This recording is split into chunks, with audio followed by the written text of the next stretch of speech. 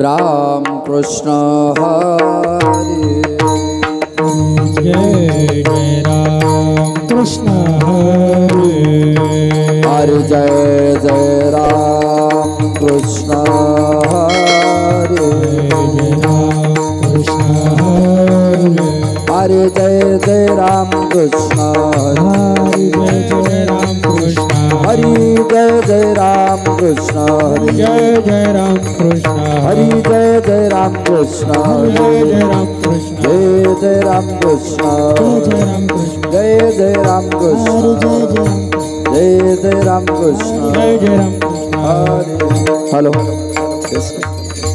Hello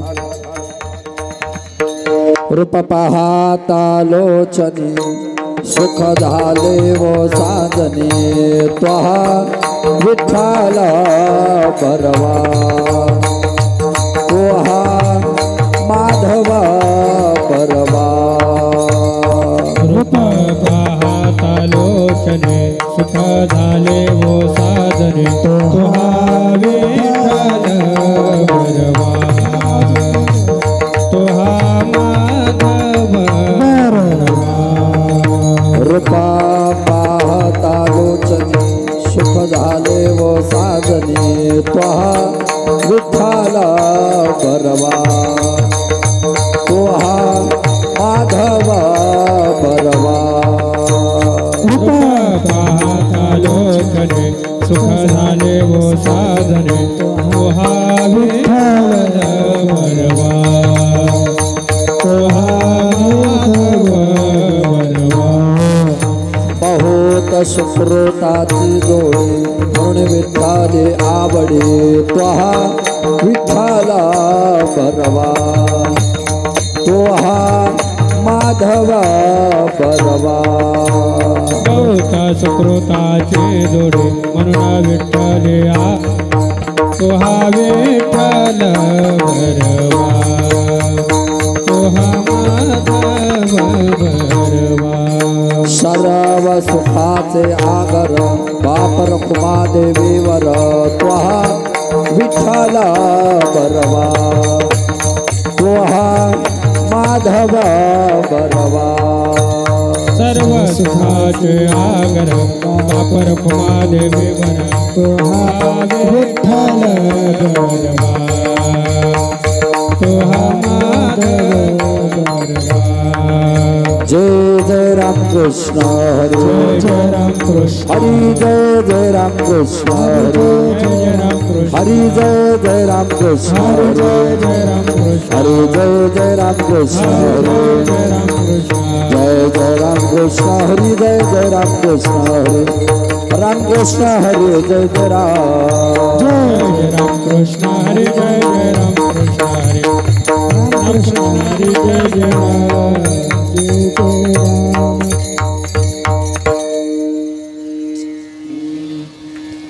beige भाजून केलेला भाजन केलेला बेज भाजून केलेला भाजन केलेला आम्हा जन्म मरण नाही आम्हा जन्म मरण नाही आम्हा जन्म मरण नाही आम्हा जन्म मरण नाही आम्हा जन्म मरण नाही आकारासे कैसा ठाव आकारासे कैसा ठाव देह प्रत्यक्ष झाला देव देह प्रत्यक्ष झाला देव प्रत्यक्ष झाला देव देह प्रत्यक्ष झाला देव देह प्रत्यक्ष झाला देव देह प्रत्यक्ष झाला देव साखरेचा नोहे वस साखरेचा नव्हे साखरेचा नोहे वस साखरेचा नव्हे आम्हा कैचा गर्भवास आम्हा कैचा गर्भवास कैसा गर्भवास कैसा गर्भवास आम्हा कैसा गर्भवास कैसा गर्भवास आकारासे कैचा ठाव कैसा आकारासे कैचा ठाव कैसा देह प्रत्यक्ष झाला देव देह प्रत्यक्ष झाला देह देव प्रत्यक्ष झाला देव देह प्रत्यक्ष झाला देव देह प्रत्यक्ष झाला देव देह प्रत्यक्ष झाला देव तुका मने अवघा जोग तुका मने अवघा जोग सर्वा घटी पांडुरंग सर्वा घटी पांडुरंग सर्व गटे पांडुरंग सर्व गटे पांडुरंग सर्व गटे पांडुरंग सर्व गटे पांडुरंग आकारासी कैसा ठाव आकारासी कैसा ठाव आकारासी कैसा ठाव आकारासी कैसा ठाव देह प्रत्यक्ष झाला देव देह प्रत्यक्ष झाला देह देव प्रत्यक्ष झाला देव देह प्रत्यक्ष झाला देव देह प्रत्यक्ष झाला देव देह प्रत्यक्ष झाला देव विठोबार खुमाये विठोबार हरि जय विठोबार खुमाये विठोबार जय विठोबार खुमाये विठोबार कुमार विठोबार खुमाये विठोबार हरि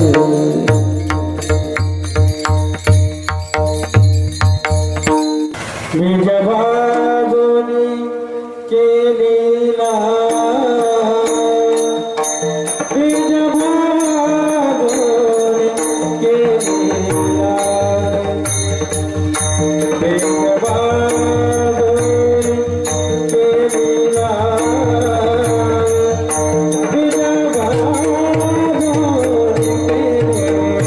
विजभागोनी केलीला बीज भाजोनी केलेला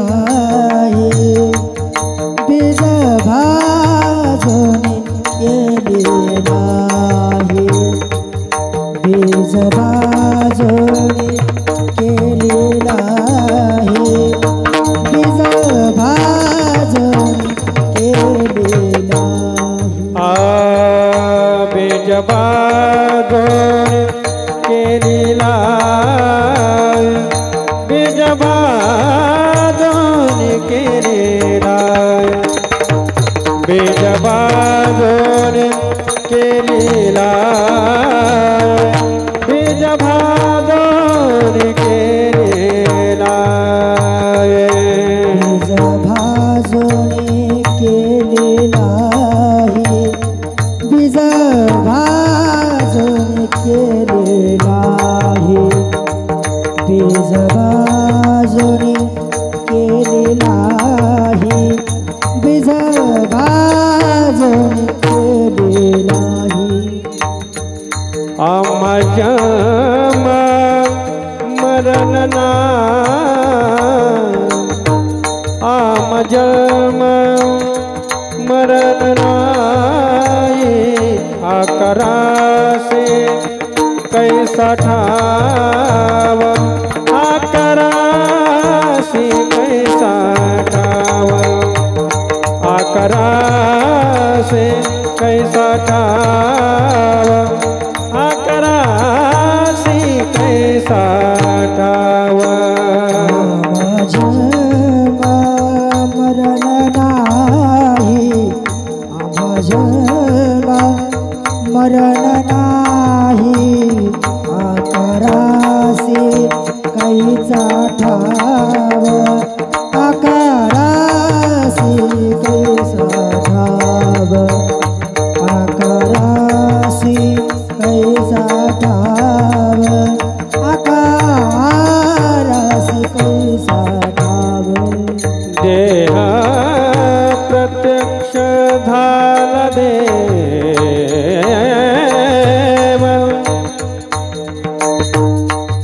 झाला देव झाला देव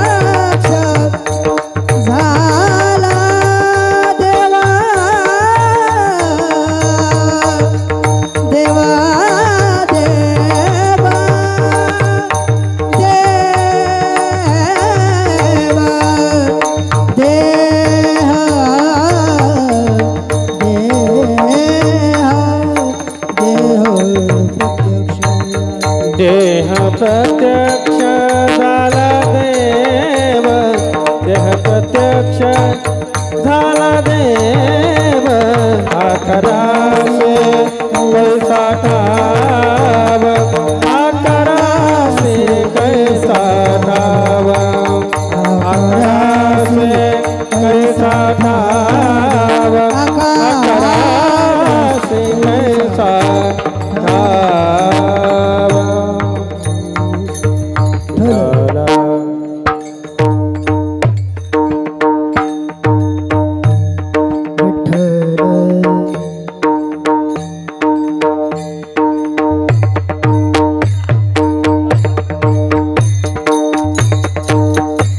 विठ्ठल विठ्ठल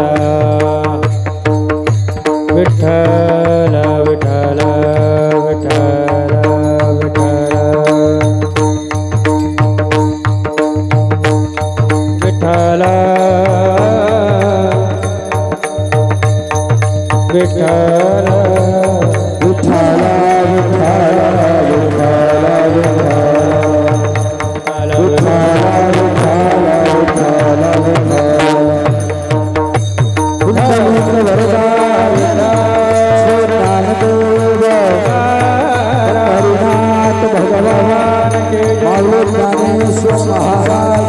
जगद्गुरु तुकाराम महाराज सद्गुरुगजानन महाराज निवृत्तीनाथ महाराज सद्गुरु जोग महाराज की जय शशि मुक्ताबाई महाराज की जय बाबा की जय विठ्ठल विठ्ठल विठ्ठल विठ्ठल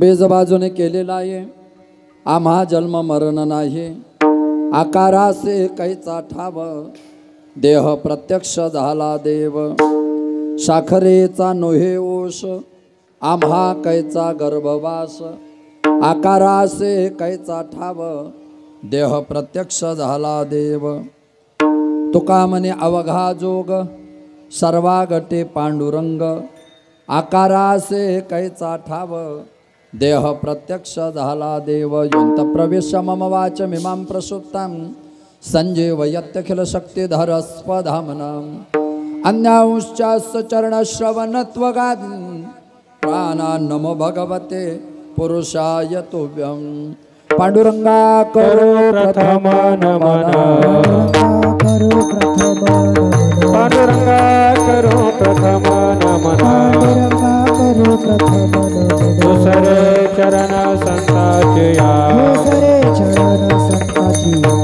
दुसरे चरण संताची त्यांच्या कृपादाने कथेचा विस्तारो त्यांच्या कृपादाने कथेचा विस्तारो बाबाजी सद्गुरुदास तुका बाबाजी सद्गुरुदास तुका बाबाजी सद्गुरुदास तुका लंकापुरी रम्य सिंहासन संपदांबोज तेजस्पुर दिक्प्रदेशम विधीन्द्रादिदेव सदा स्तूयमानं समाधि समृतिं भजे ज्ञानदेवं नमो ज्ञानेश्वरा नमो ज्ञानेश्वरा नमो ज्ञानेश्वरा नमो ज्ञानेश्वरा नमो ज्ञानेश्वरा नमो ज्ञानेश्वरा नमो ज्ञाने मूर्ति उद्धारा सुखांगे मूर्ति उदारा सुखांगे मनोजो मारुत तुल्य वेगम जितेंद्रियम बुद्धिमतां वरिष्ठम वातात्मजं वानरयूथ मुख्यम श्रीरामदूतम शरणं प्रपद्ये सेवे लागे सेवक झालो तुमच्या लागलो निज चरणा अहो स्वामी तुका या देवा यावरी न करावा अवेरू नमो जन्मभूमी जते जन्मलो मी नमो कर्मभूमी जथे वाढिलो मी नमो अलंकापुर भूमी जते ज्ञान पावितो झालो आम्ही नमो भारत राष्ट्रभूमी जिच्या पडू येथून पुढे कामे विठाल विठाल विठ्ठल विठ्ठल विठ्ठल विठ्ठल विठ्ठल विठ्ठल विठ्ठल विठ्ठल विठ्ठल बेजबाजूने केलेला आहे आम्हा जन्म मरण नाही आकारासे कैचा ठाव देह प्रत्यक्ष झाला देव प्रस्तुत प्राप्त प्रसंगी कीर्तनरूपे सेवेकरता घेतलेला अभंग अक्षर ब्रह्म व्यक्त ज्ञान अलौकिक काव्य तत्परता अलौकिक कार्य तत्परता सामर्थ्यता प्राप्त संत वैराग्य भूषण ज्ञाण्यांच्या राजे साधकांचं मायबाप योग्यांची माऊली कैवल्य साम्राज्य चक्रवर्ती अलंकापूर निवासी माऊली महावैष्णव संत सम्राट ज्ञानोबा माऊली महावैष्णव ज्ञानोबा यांना सुद्धा प्रियाने वैष्णव असावे साधू अर्थात वारकरी संप्रदायामध्ये फार मोठा अधिकार प्राप्त संत तथा हिंदवी स्वराज्य संस्थापक हिंदुहृदय सम्राट छत्रपती शिवाजी महाराज यांचे धर्मगुरू आणि अखिल विश्वाला सुशोभित करणारे जगद्गुरू तुकोबारा यांचा 4 चरणाचा अभंग आपणा सर्वांच्या सेवेकरता आयोजित करविला आहे. विठ्ठल विठ्ठल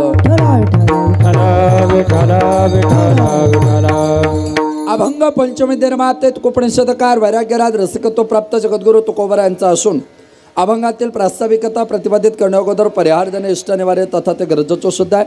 किम निमित्ताने तुम्ही आपण सगळेजण आज त्या पवित्र पावन धर्म मंडपामध्ये एकत्रित आलेले आहात. रसिकता भाऊकता चतुरता सजगता श्रोत्याच्या भक्तिशास्त्राच्या श्रवण मात्राच्या चत्वारी अंतकरणाने कार्य परंपरा सगळ्यांना नातेवाईकच आहेच.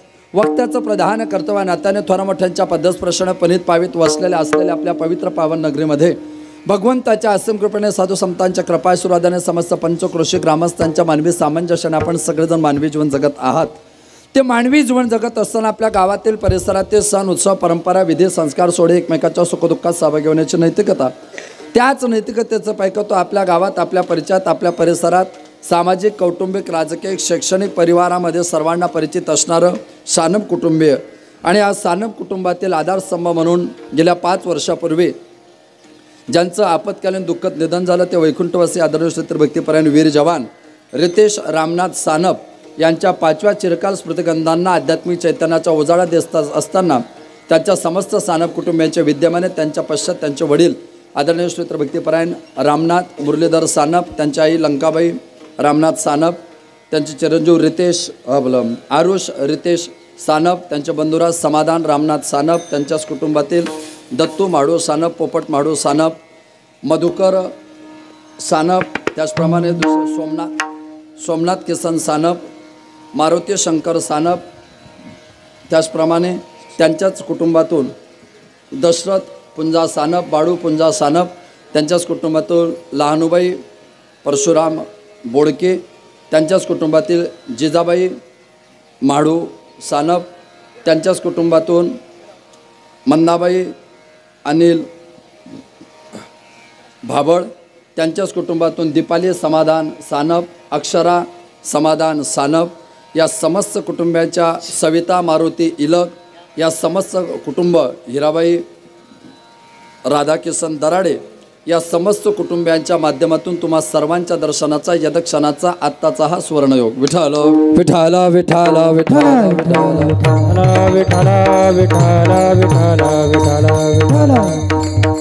अभंग जगद्गुरु तुकोबऱ्यांचा जगद्गुरु तुकोबऱ्याच्या अभंगातली गोड परिभाषा बेजबाजूने केलेला आहे. आम्हा जन्म मरण नाही, आम्हा जन्म नाही, आम्हा मरण नाही. महाराज सांगतात आम्हाला जन्म आणि मरण नावाचा विकार नाही. का आम्हाला जन्म नाही, का मरण नाही? कारण ज्या कारणामुळे आम्ही जन्माला येतो त्या जन्माचं कारण आम्ही भगवंताच्या ज्ञानाच्या अग्नीमध्ये भाजून काढलं आणि ज्ञानाच्या अग्नीमध्ये जन्माच्या कारणाचं बीज भाजल्यामुळे आम्हाला जन्म मरणाची शृंखला शिल्लक राहिलेली नाही. आम्हा जन्म मरण नाही. खरं म्हणजे अवनी तलावर, भूमी तलावर, शय्या तलावर, पृथ्वी तलावर प्रत्येकाच्या जीवनामध्ये प्रत्येकाला मृत्यूपर्यंत प्रवास करायचा आहे. हा प्रवास करत असताना प्रत्येकाला इथं 4 प्रकारचं दुःख भोगावं लागतं असं गीतेचं मत आहे. गीता तुम्हाला मला प्रत्येकाला असं सांगते की 4 प्रकारचं दुःख प्रत्येकाला इथं भोगावंच लागतं. कोणतं दुःख? इंद्रियार्थेषु वैराग्य, मन अहंकारे वच, जन्म मृत्यू जरा व्याधे, दुःख दोषानुदर्शनम, दुःख दोषानुदर्शनम, जन्म मृत्यू जरा व्याधे, मन अहंकारे वच, इंद्रियार्थेषु वैराग्य. 4 प्रकारचं दुःख आहे. 2 दुःख गौण आहे, 2 दुःख प्रधान आहे, 2 दुःख साधारण आहे, 2 दुःख असाधारण आहे, 2 दुःख चुकवता येतात, 2 दुःख चुकवता येत नाही. ज्या लोकांना तारुण्यात मरण येतं त्यांना म्हातारपणाचं दुःख नाही. जे निरोगी जीवन जगतात त्यांना रोगाचं दुःख नाही. पण जन्म आणि मरणाचं दुःख इथे प्रत्येकाला भोगावं लागतं. जन्म मृत्यूचं दुःख प्रत्येकाला आहे.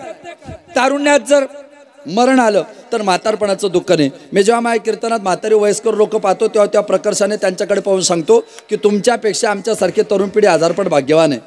तुमच्यापेक्षा आमच्यासारखे तरुण पिढी 1000पट भाग्यवान आहे. एक आजोबा म्हटले असं काय भाग्य आहे तुमचं? त्यांना म्हटलं हवामान खात्याचा अंदाज घेता आमच्या नशिबात म्हातारपण नाही आहे. जिथपर्यंत तुम्ही पोहोचले तिथपर्यंत आम्ही पोहोचू, आम्हाला शाश्वती नाही. फार जुन्या काळामध्ये गावामध्ये एकच आनंद व्हायचा, त्या आनंदाचं नाव होतं शताब्दी. 100 वर्ष एखाद्या माणसाने पूर्ण केले की सगळ्यांना आनंद व्हायचा की यांचे 100 वर्ष पूर्ण झाले, त्याचं नाव शताब्दी. नंतर माणसाचा स्वतःवरचा विश्वास उठला, त्याला गॅरंटी आली की आपण 100 वर्ष टिकणार नाही. मग तो 80व्या वर्षावर आला, सहस्र चंद्रदर्शन सोहळा. काही लोकांना पक्का भरोसा झाला आपण 80 वर्ष टिकणार नाही, मग ते 75वर आले, अमृत महोत्सव सोहळा. काही लोकांना वाटलं आपण 75ही गाठणार नाही, ते 61वर आले, हिरक महोत्सव सोहळा. काहींना वाटलं आपण 60 वर्ष टिकणार नाही, ते 50-60 वर्ष आनंद करायला लागले, सुवर्ण महोत्सव सोहळा. आता माझं म्हणणं आहे अजून भरोसा उठू देऊ नका. तसं आता आपला राहिलेलाच नाही. आता लोक दरवर्षी साजरा करतात काय, वाढदिवस, जन्मदिवस. ते आपलं तरी बरं आहे की आपण किमान वर्षाला करतो. महिला तर त्याच्या पुढे निघाल्या. व्हॉट्सअपचे स्टेटस पहा, 4 मंथ कंप्लीट माय बेबी. म्हणजे महिन्यावर वाढदिवस आले गेले लोक. इतकी खतरनाक परिस्थिती झाली. काळ बदलला, भूमिका बदलते. निरोगी जीवन जगा, रोगाचं दुःख नाही. शरीरासारखं सुख जगामध्ये दोष कोणता नाही. निरोगी जीवन जगा, रोगाचं दुःख जीवनामध्ये येत नाही. मी नेहमी सांगतो, ज्याच्या पोटात चुकीचं गेलं त्याचं शरीर संपलं. ज्याच्या पोटात चुकीचं गेलं त्याचं शरीर संपलं, आणि ज्याच्या डोक्यात चुकीचं गेलं त्याचं जीवन संपलं. प्रकर्षाने 2 गोष्टी ध्यानात ठेवायच्या. पोटात चुकीचं जाऊ द्यायचं नाही, डोक्यात चुकीचं जाऊ द्यायचं नाही. पोटात जर चुकीचं गेलं ना तर माणसाचं शरीर साथ देत नाही, आणि डोक्यात चुकीचं गेलं की माणसाची बुद्धी काम देत नाही. म्हणून डोक्यात आणि पोटात 2 ठिकाणी कधी चुकीचं जाऊ द्यायचं नाही. शरीर टिकलं तर आपण टिकू, शरीर संपलं आपण संपलो. आणि म्हणून शरीर टिकवण्याकरता आपण प्रत्येकाने, ज्याचं शरीर टिकलं त्याचं जीवन टिकलं, नाही तर टिकत नाही. पण जन्म आणि मरणाचं दुःख प्रत्येकाला भोगावं लागतं. कोणीही या, येथे उरू नाही आले अवतार येर ते पामर जीव किती, कोणीही असो, त्या प्रत्येकाला जन्म मरणाचं दुःख इथं आल्यावर भोगावं लागतं. मग काय जन्माचं दुःख, आपल्याला जन्माला काय यावं लागतं. जन्माला येतो इथपर्यंत ठीक आहे. आपण जन्माला काय येतो, काय यावं लागतं आपल्याला जन्माला, त्याचे काही संक्षिप्त कारण आहे. जन्म घेणे लागे वासनेच्या संगे, त्याचे झाले अंगे, केले कर्म झाले त्याचे भोग आले, उपजले मेले ऐसे केते, पाप पुण्य करुणी जन्मा येतो प्राणी, पाप पुण्य समान समी, तरीच पाविजे कर्मभूमी, भोग नेते फळ भोग तो न घडे, संचिता वाचुनी. संचित शिल्लक आहे म्हणून जन्माला यावं लागतं. पाप पुण्य समान आहे म्हणून जन्माला यावं लागतं. वासना शिल्लक आहे म्हणून जन्माला यावं लागतं. ऐका, कर्म शिल्लक आहे म्हणून जन्माला यावं लागतं, आणि अज्ञान शिल्लक आहे म्हणून जन्माला यावं लागतं. विठ्ठल विठ्ठल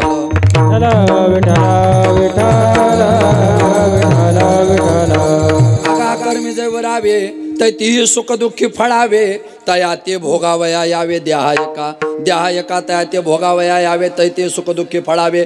आगा कर्मे जय उरावे, कर्मानुसार यायचंय, कर्मानुसार जायचंय. धनानि भूमो पशवश्य गोष्टे, भार्या गृहद्वारे जन स्मशाने, देहाश्चितायाम परलोक मार्गे, कर्मानुगच्छति जीवो यकाः, कर्मानुगच्छति जीवो यकाः, देहाश्चितायाम परलोक मार्गे, भार्या गृहद्वारे जन स्मशाने, धनानि भूमो पशवश्य गोष्टे. ऐका, शास्त्रकार सांगतात धनानि भूमो, धन संपत्ती पैसा कुठं राहील, जमिनीत राहील. जमिनीत म्हणजे हा श्लोक लिहिला तेव्हा लोक जमिनीत धन ठेवायचे.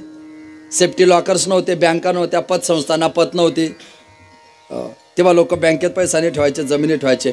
धन बँकेत, धनाने भूमव, धनाने भूमव, धन जमिनीत, धनाने पशवश्च गोष्टे, पशु पक्षी गोठ्यात, भार्या गृहद्वारे पत्नी दरवाजापर्यंत, जन स्मशाने समाज स्मशानभूमीपर्यंत, आणि तिथून पुढे ग्रामपंचायतची बॉडी.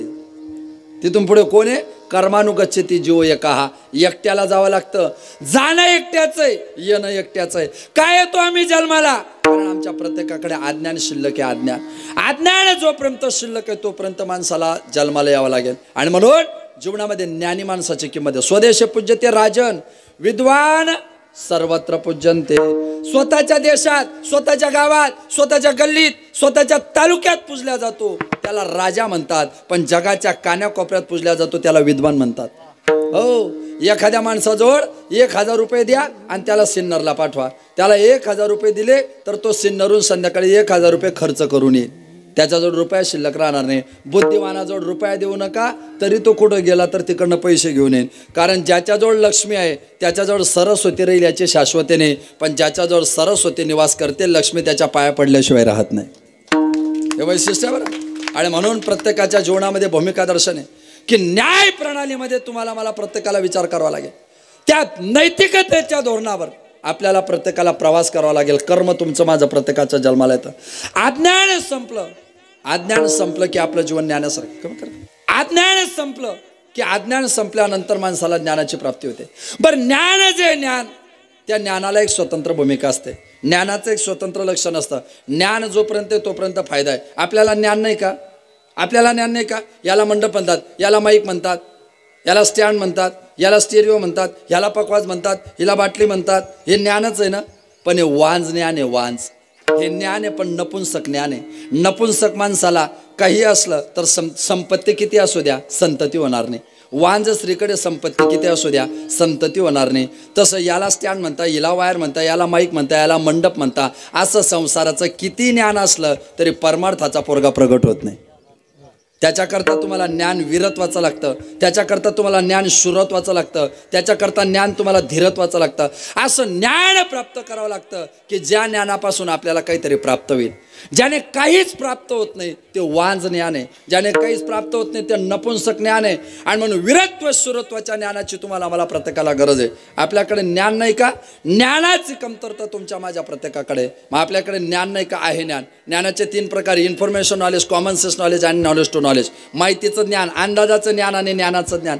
काही लोकांना माहितीचं ज्ञान आहे, त्यांना काहीच माहीत राहत नाही. कोणीतरी सांगतो आणि तेवढंच घेऊन पुढे निघतो. माहितीचं ज्ञान. काही लोक अंदाजाने तर्क लावतात, त्याला म्हणतात अंदाजाचं ज्ञान. पण माहितीचं ज्ञान नको, अंदाजाचं ज्ञान नको. अंदाजाचं ज्ञान म्हणजे काय? निर्गुण निराकाल तत्वाच्या संबंधाने जे तर्कवादी तर्काने प्रवास करतात ना, ते अंदाजाचं ज्ञान आहे. तर्को प्रतिष्ठा श्रुतयो विभिन्ना नासो मुनी यस्य मतम न भिन्ना. जे तर्काने जातात त्यांच्यामध्ये भिन्न भिन्न मत. ज्ञानोबराय सांगतात, जे तर प्रकृती पांगुळ झाले, तर्काची आदिठे गेली, इंद्रिय विसरले, विषय संगो. तुकोबराय म्हणतात, त्याच्या नादालाच लागू नका. तार्किकाचा टाका संग, तार्किकाचा टाका संग, तार्किकाचा टाका संग. पांडुरंग स्मरावा, पांडुरंग स्मरावा, पांडुरंग स्मरावा. तार्किकाचा टाका संग, तार्किकाचा टाका संग. पांडुरंग स्मरावा, पांडुरंग स्मरावा. तार्किकाचा टाका संग, तार्किकाचा टाका संग. तार्किकाचा टाका संघ. पांडुरंग स्मरा हो. तार्किक नको. तर्क तात्पुरता आनंद देतो, तर्क कायमचा आनंद देत नाही. पोरगा शहरात शिकायला गेला, 3-4 वर्ष पोरगा शहरामध्ये राहिला. शहरातून घरी आल्यानंतर शिकून आला. वडिलांनी विचारलं, 4 वर्षापासून तू बाहेर होता? म्हणे हो. कसं करता? शिक्षणाकरता. झालं शिक्षण? म्हणे झालं. काय झालं? राज्यशास्त्र, अजून समाजशास्त्र, अजून भाषाशास्त्र, अजून विज्ञानशास्त्र, अजून भूगोलशास्त्र, अजून इतिहासशास्त्र, अजून गणितशास्त्र, अजून नागरिकशास्त्र, अजून तर्कशास्त्र. वडील म्हणे, बेटा हे तर्कशास्त्र काय रे? मी आतापर्यंत बरंच ऐकलं. तर्कशास्त्र काय? तो म्हणे, बाबा एखादी गोष्ट तर्काने पटवून देणे याला तर्कशास्त्र म्हणतात. तर्काने एखादा विषय पटवून देणे याला तर्कशास्त्र म्हणतात. वडील म्हणे, म्हणजे रे? तेवढ्यात आईने घरातून बाहेर आली. आईने एका प्लेटमध्ये 2 लाडू आणले आणि दोन्ही बापलेकांना सांगितलं, लाडू पण खा आणि गप्पा पण करा. पोराने वडिलांना म्हटलं, बाबा या प्लेटमध्ये लाडू किती आहेत? 2. किती लाडू होते? 2. पोरगा बोलतो 3. वडील म्हणे, बेटा मला अजून चांगलं दिसतं, लाडू 2च आहे. पोरगा म्हणे, बाबा तुम्हाला जरी दिसत असला ना तरी माझ्यावर भरोसा ठेवा, शिक्षण माझं जास्त झालंय, लाडू 3 आहे. वडील म्हणे, अरे लाडू 2च आहे. पोरगा म्हणे 3 आहे. वडील म्हणे, कस काय? पोरगा म्हणे, यालाच तर्कशास्त्र म्हणतात. म्हणे, कशाला? 2चे 3 करणे याला. अरे वडील म्हणे, पण ते 2च आहे ना. पोरगा म्हणे, मी 3 करून दाखवतो ना. पोराने प्लेटमधला लाडू उचलला, आपल्या हातात घेतला आणि वडिलांना सांगितलं, बाबा लाडू नंबर 1. माझ्या हातात लाडू किती आहे? 1. मग लाडू नंबर 1. तो 1 लाडू बाजूला ठेवला. पुन्हा प्लेटमधला तो दुसरा लाडू उचलला. बाबा तो लाडू नंबर 1, हा लाडू नंबर 2, 2 आणि 1 3. वडील म्हणे बापरे काय हुशार झाला पोरग, एका मिनिटात 2चे 3 लाडू केले. वा वा वा वा वा, इतका हुशार पोरगा माझ्या पोटी जन्माला आला, भाग्य उद्याला आलं माझं. बायकोला बोलवले, इकडे ग. म्हणे काय, आपलं पोरग हुशार आहे, तू 2 लाडू दिले, त्याने 3 पटवून दाखवले. 1 लाडू घेतला बायकोच्या हातात दिला, हा लाडू तू खा. 2रा लाडू बापाने स्वतः घेतला, हा लाडू मी खातो. आम पोराला म्हणे बेटा जो 3रा पटवून दिला तो तू खा. अर्थ काय माहिती का, तर्काने देव पटवता येतो पण भक्तीचा आनंद घेत नाही. तो आनंद घेण्याकरता वारकरी व्हावं लागतं. हा, म्हणून तर निर्गुण निराकार लोकांची भाषा स्वतंत्र आहे आणि सगुणाची भाषा स्वतंत्र. पहा, निर्गुणाला प्राप्त करायचं, निर्गुणाचं ज्ञान घ्यायचं, पण निर्गुणाचं ज्ञान घेतल्यानंतर पुन्हा भक्तीवर यायचं. मजा भक्तीत आहे, त्याच्यामध्ये नाही. आपण सिन्नरच्या बस स्टँडवर आहे, आपल्याला भोकणीमध्ये यायचं आहे. हो, आपण साधक आहे, आपल्याला यायला साधन काय आहे? ST. आपण साधक, ST साधन आणि गाव साध्य. आपण साधक, ST साधन, गाव साध्य. गाव नावाचं साध्य आलं की ST नावाचं साधन सोडून द्यायचं. का ड्रायव्हरला अक्कल शिकवायची, आपल्या वाड्यावर लावून द्या. अशा गाड्या वाड्यावर येत नाही, ज्या येतात त्या जाहीर होत नाही. बर, गाव नावाचं साध्य प्राप्त झालं, ST नावाचं साधन सोडून द्यायचं. ड्रायव्हरला अक्कल शिकवायची, आपलं गाव नावाचं साध्य प्राप्त झालं, ST नावाचं साधन सोडून द्यायचं. मान्य आहे तुम्हाला? मान्य. मी दुसरी कृत्य सांगतो. आपण साधक आहे, आपण साधक आहे, आपण साधक आहे. ज्या सोबत आपण लग्न करतो ती पत्नी संसाराचं साधन आहे. आणि संसार उत्तर काळामध्ये 2, 3, 4 वर्षाने आपल्याला जे संतती येते ते संसाराचं साध्य आहे. आपण साधक, पत्नी साधन, मुलगा साध्य. मागचा दृष्टांत बॅकलॉग कंटेन करा. काय काय गाव आलं की ST, काय बोला बोला, गाव आलं की ST सोडून द्यायची. आणि मुलगा झाला,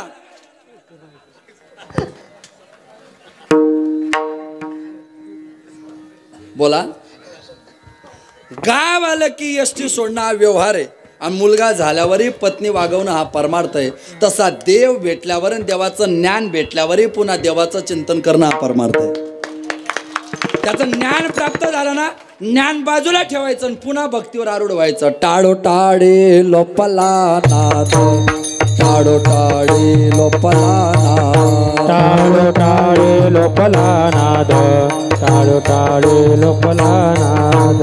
अंगोंगी मुरला छंद,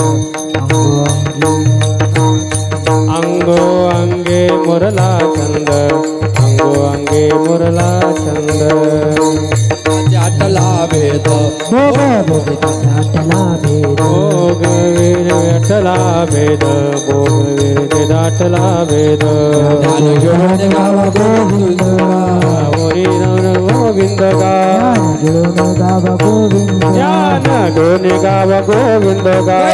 वसुदेव बोलत बोल, कैसा वसुदेव बोलत बोल, कैसा वसुदेव बोलत बोल, कैसा वसुदेव बोलत बोल, कैसा वसुदेव बोलत बोल, कैसा वसुदेव बोलत बोल, कैसा वसुदेव बोलत बोल, कैसा वसुदेव बोलत बोल. टाळो टाळी लोपाला नाद, अंगोअंगी मुरला छंद, भोग भोगिताचे आटला भेद. आणि महत्वाचं वाक्य रेखांकित करा, ज्ञान गिडोनी गावा गोविंदोगा. त्याचं ज्ञान मिळवायचं, पण त्याचं ज्ञान मिळवलंय विठाला विठाला विठाला विठाला विठाला विठाला. मुद्दा असा की ज्ञान मिळवायचंय, पण त्या ज्ञान गिळून टाकायचं आणि पुन्हा त्याच्यावर अंदाजानेच. अनुभवाचं ज्ञान काय करतं माहिती का? अनुभवाचं ज्ञान कोणी विचारलं तरच सांगतो. तुम्हाला मला लाख अनुभवाचं ज्ञान आहे, आपला हरिपाठ पाठ आहे, ज्ञान आहे. मग तो रस्त्यानं कोणाला सांगायचं माझा हरिपाठ पाठ आहे, बरं पूर्ण हरिपाठ पाठ आहे माझा. कोणी विचारलं तर सांगायचं की माझं हे चरण चुकलं, मग त्याला सांगायचं इथं असं आहे. ज्ञान आहे, अनुभवाचं आहे, पण गरजवंत जर म्हणत असेल तर त्याला ते ज्ञान दिलं पाहिजे. आणि ज्ञान मिळालं ना, अज्ञान संपलं. तुम्हाला सांगतो, ज्ञानाची एक स्वतंत्र भूमिका असते. फिलॉसॉफीमध्ये नॉलेज ऑफ द सेल्फ नावाचा एक प्रकार आहे, आत्मज्ञान. स्वतःचं ज्ञान जोपर्यंत होत नाही ना तोपर्यंत बाकीच्या ज्ञानाची मजा नाही. मी नेहमी सांगतो की माणसाचं दुर्दैव आहे की त्याला स्वतःचं ज्ञान नाही. अजून स्वतःचं ज्ञान नाही, तो बाकीच्याचं ज्ञान किती असू द्या, मी कोण आहे याचं ज्ञान माणसाला नाही. आपण सकाळ सकाळ आंघोळ केल्यानंतर मंदिरात जातो की नाही? मंदिरात जातो ना आपण, कशा करता? देव झोपलाय का उठलाय हे पाहण्याकरता. मग पटकन सांगायचं कशा करता? मला माझ्या कीर्तनात गॅप चालत नाही. माझी कीर्तनाची पद्धत एकदा चालू झालं की जय विठ्ठलपर्यंत मला कनेक्टिव्हिटी आणि कंटिन्युटी लागते. गॅप पडला की मला काय पण सुचतं. माझी पद्धत आहे. एखादा म्हातारा माणूस आहे, त्याची तब्येत सिरियस झाली, त्याचा जीव लवकर जात नाही, त्याला मरण येत नाही, घरातले लोक कंटाळतात, पण 10 मिनिटांनी त्याच्या कॉटजवळ जाऊन फक्त चेक करतात, आहे का गेले, आहे का गेले. तसं कीर्तन होईपर्यंत तुम्ही माझ्याकडे पाहायचं, आहेच. आता कसं काय जाईल घेतल्याशिवाय? तुमच्या कीर्तनाचा अभिप्राय घेतल्याशिवाय कसा जाईल असा अर्थ आहे त्याचा. डोक्यात तर्क नका काढू. ऐका, त्या तर्कावर आपण प्रवास करतो की नाही? करतो की नाही? मंदिरात देवाच्या दर्शनाला जातो, देवाकडे किती तास पाहतो? किती मिनिट, किती सेकंद? माझा अनुभव असा आहे, मी मंदिरात गेला की देवाकडे 4 ते 5 सेकंद पाहतो. मंदिरात गेलो देवाकडे मी 4 ते 5 सेकंद पाहतो.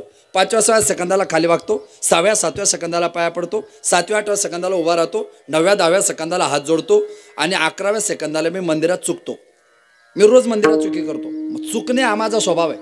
मला रोज माहिती की मी चुकतोय, तरी ती चुकी न कळत माझ्या हातून होते. माझ्या म्हणजे तुमच्या पण.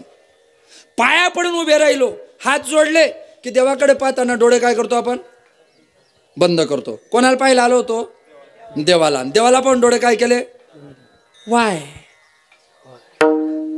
का?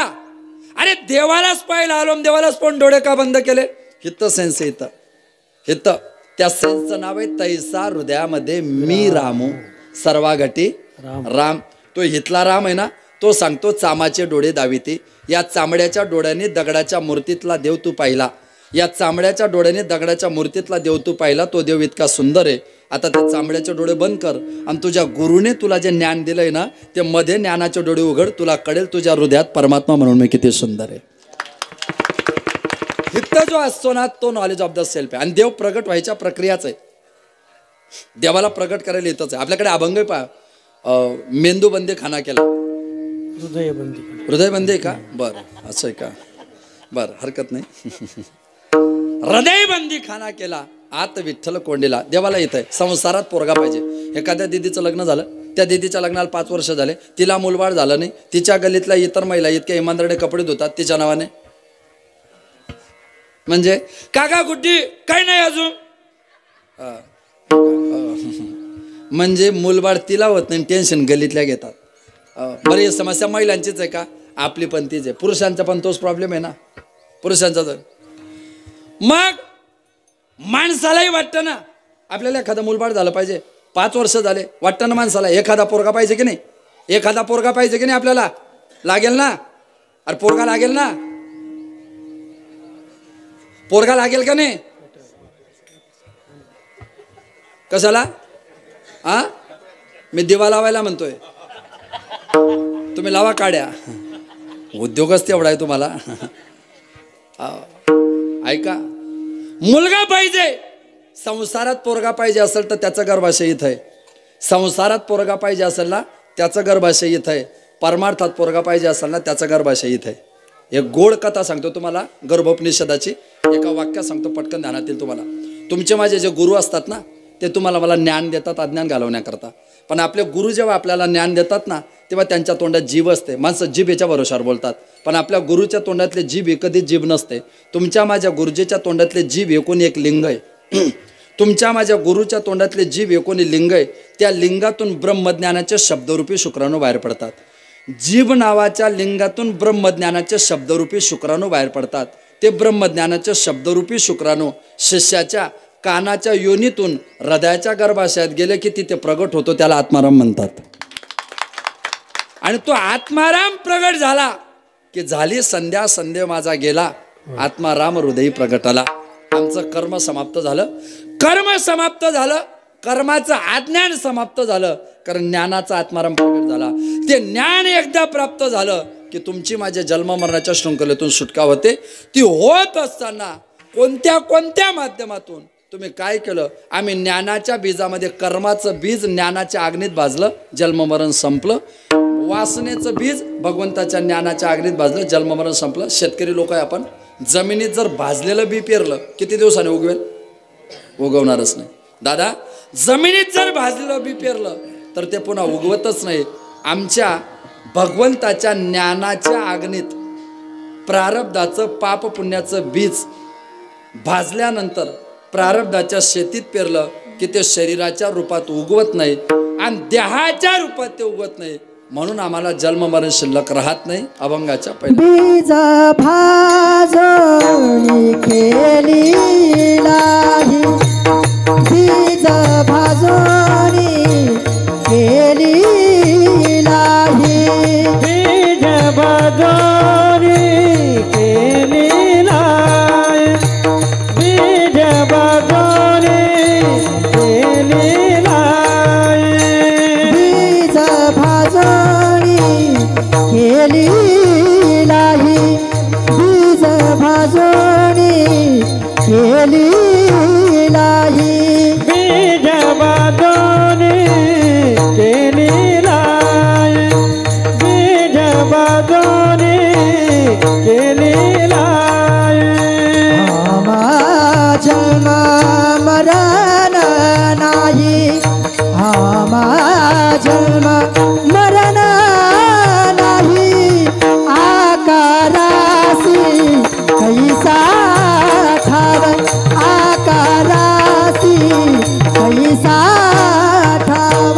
आमा जन्म मरण नाही, आमा जन्म मरण नाही, आकारासी कैसा ठाव, आकारासी कैसा ठाव. बीज भाजणी केली नाही, आमा जन्म मरण नाही, आमा जन्म मरण नाही, आमा जन्म मरण नाही. बीज भाजणी केली नाही, आमा जन्म मरण नाही, आमा जन्म मरण नाही, आमा जन्म मरण नाही. बेज बाजूने केलेला आहे, आम्हा जन्म मरण नाही. आम्हाला जन्म नावाचा विकार नाही, आम्हाला मरण नावाचा विकार नाही. का? बेज बाजूने केलेला आहे. मग बीज बाजूने केलेलं आहे कोणतं? आमच्याकडे कर्माचं बीज शिल्लक आहे, आमच्याकडे वासनेचं बीज शिल्लक आहे, आमच्याकडे पाप पुण्याचं बीज शिल्लक आहे.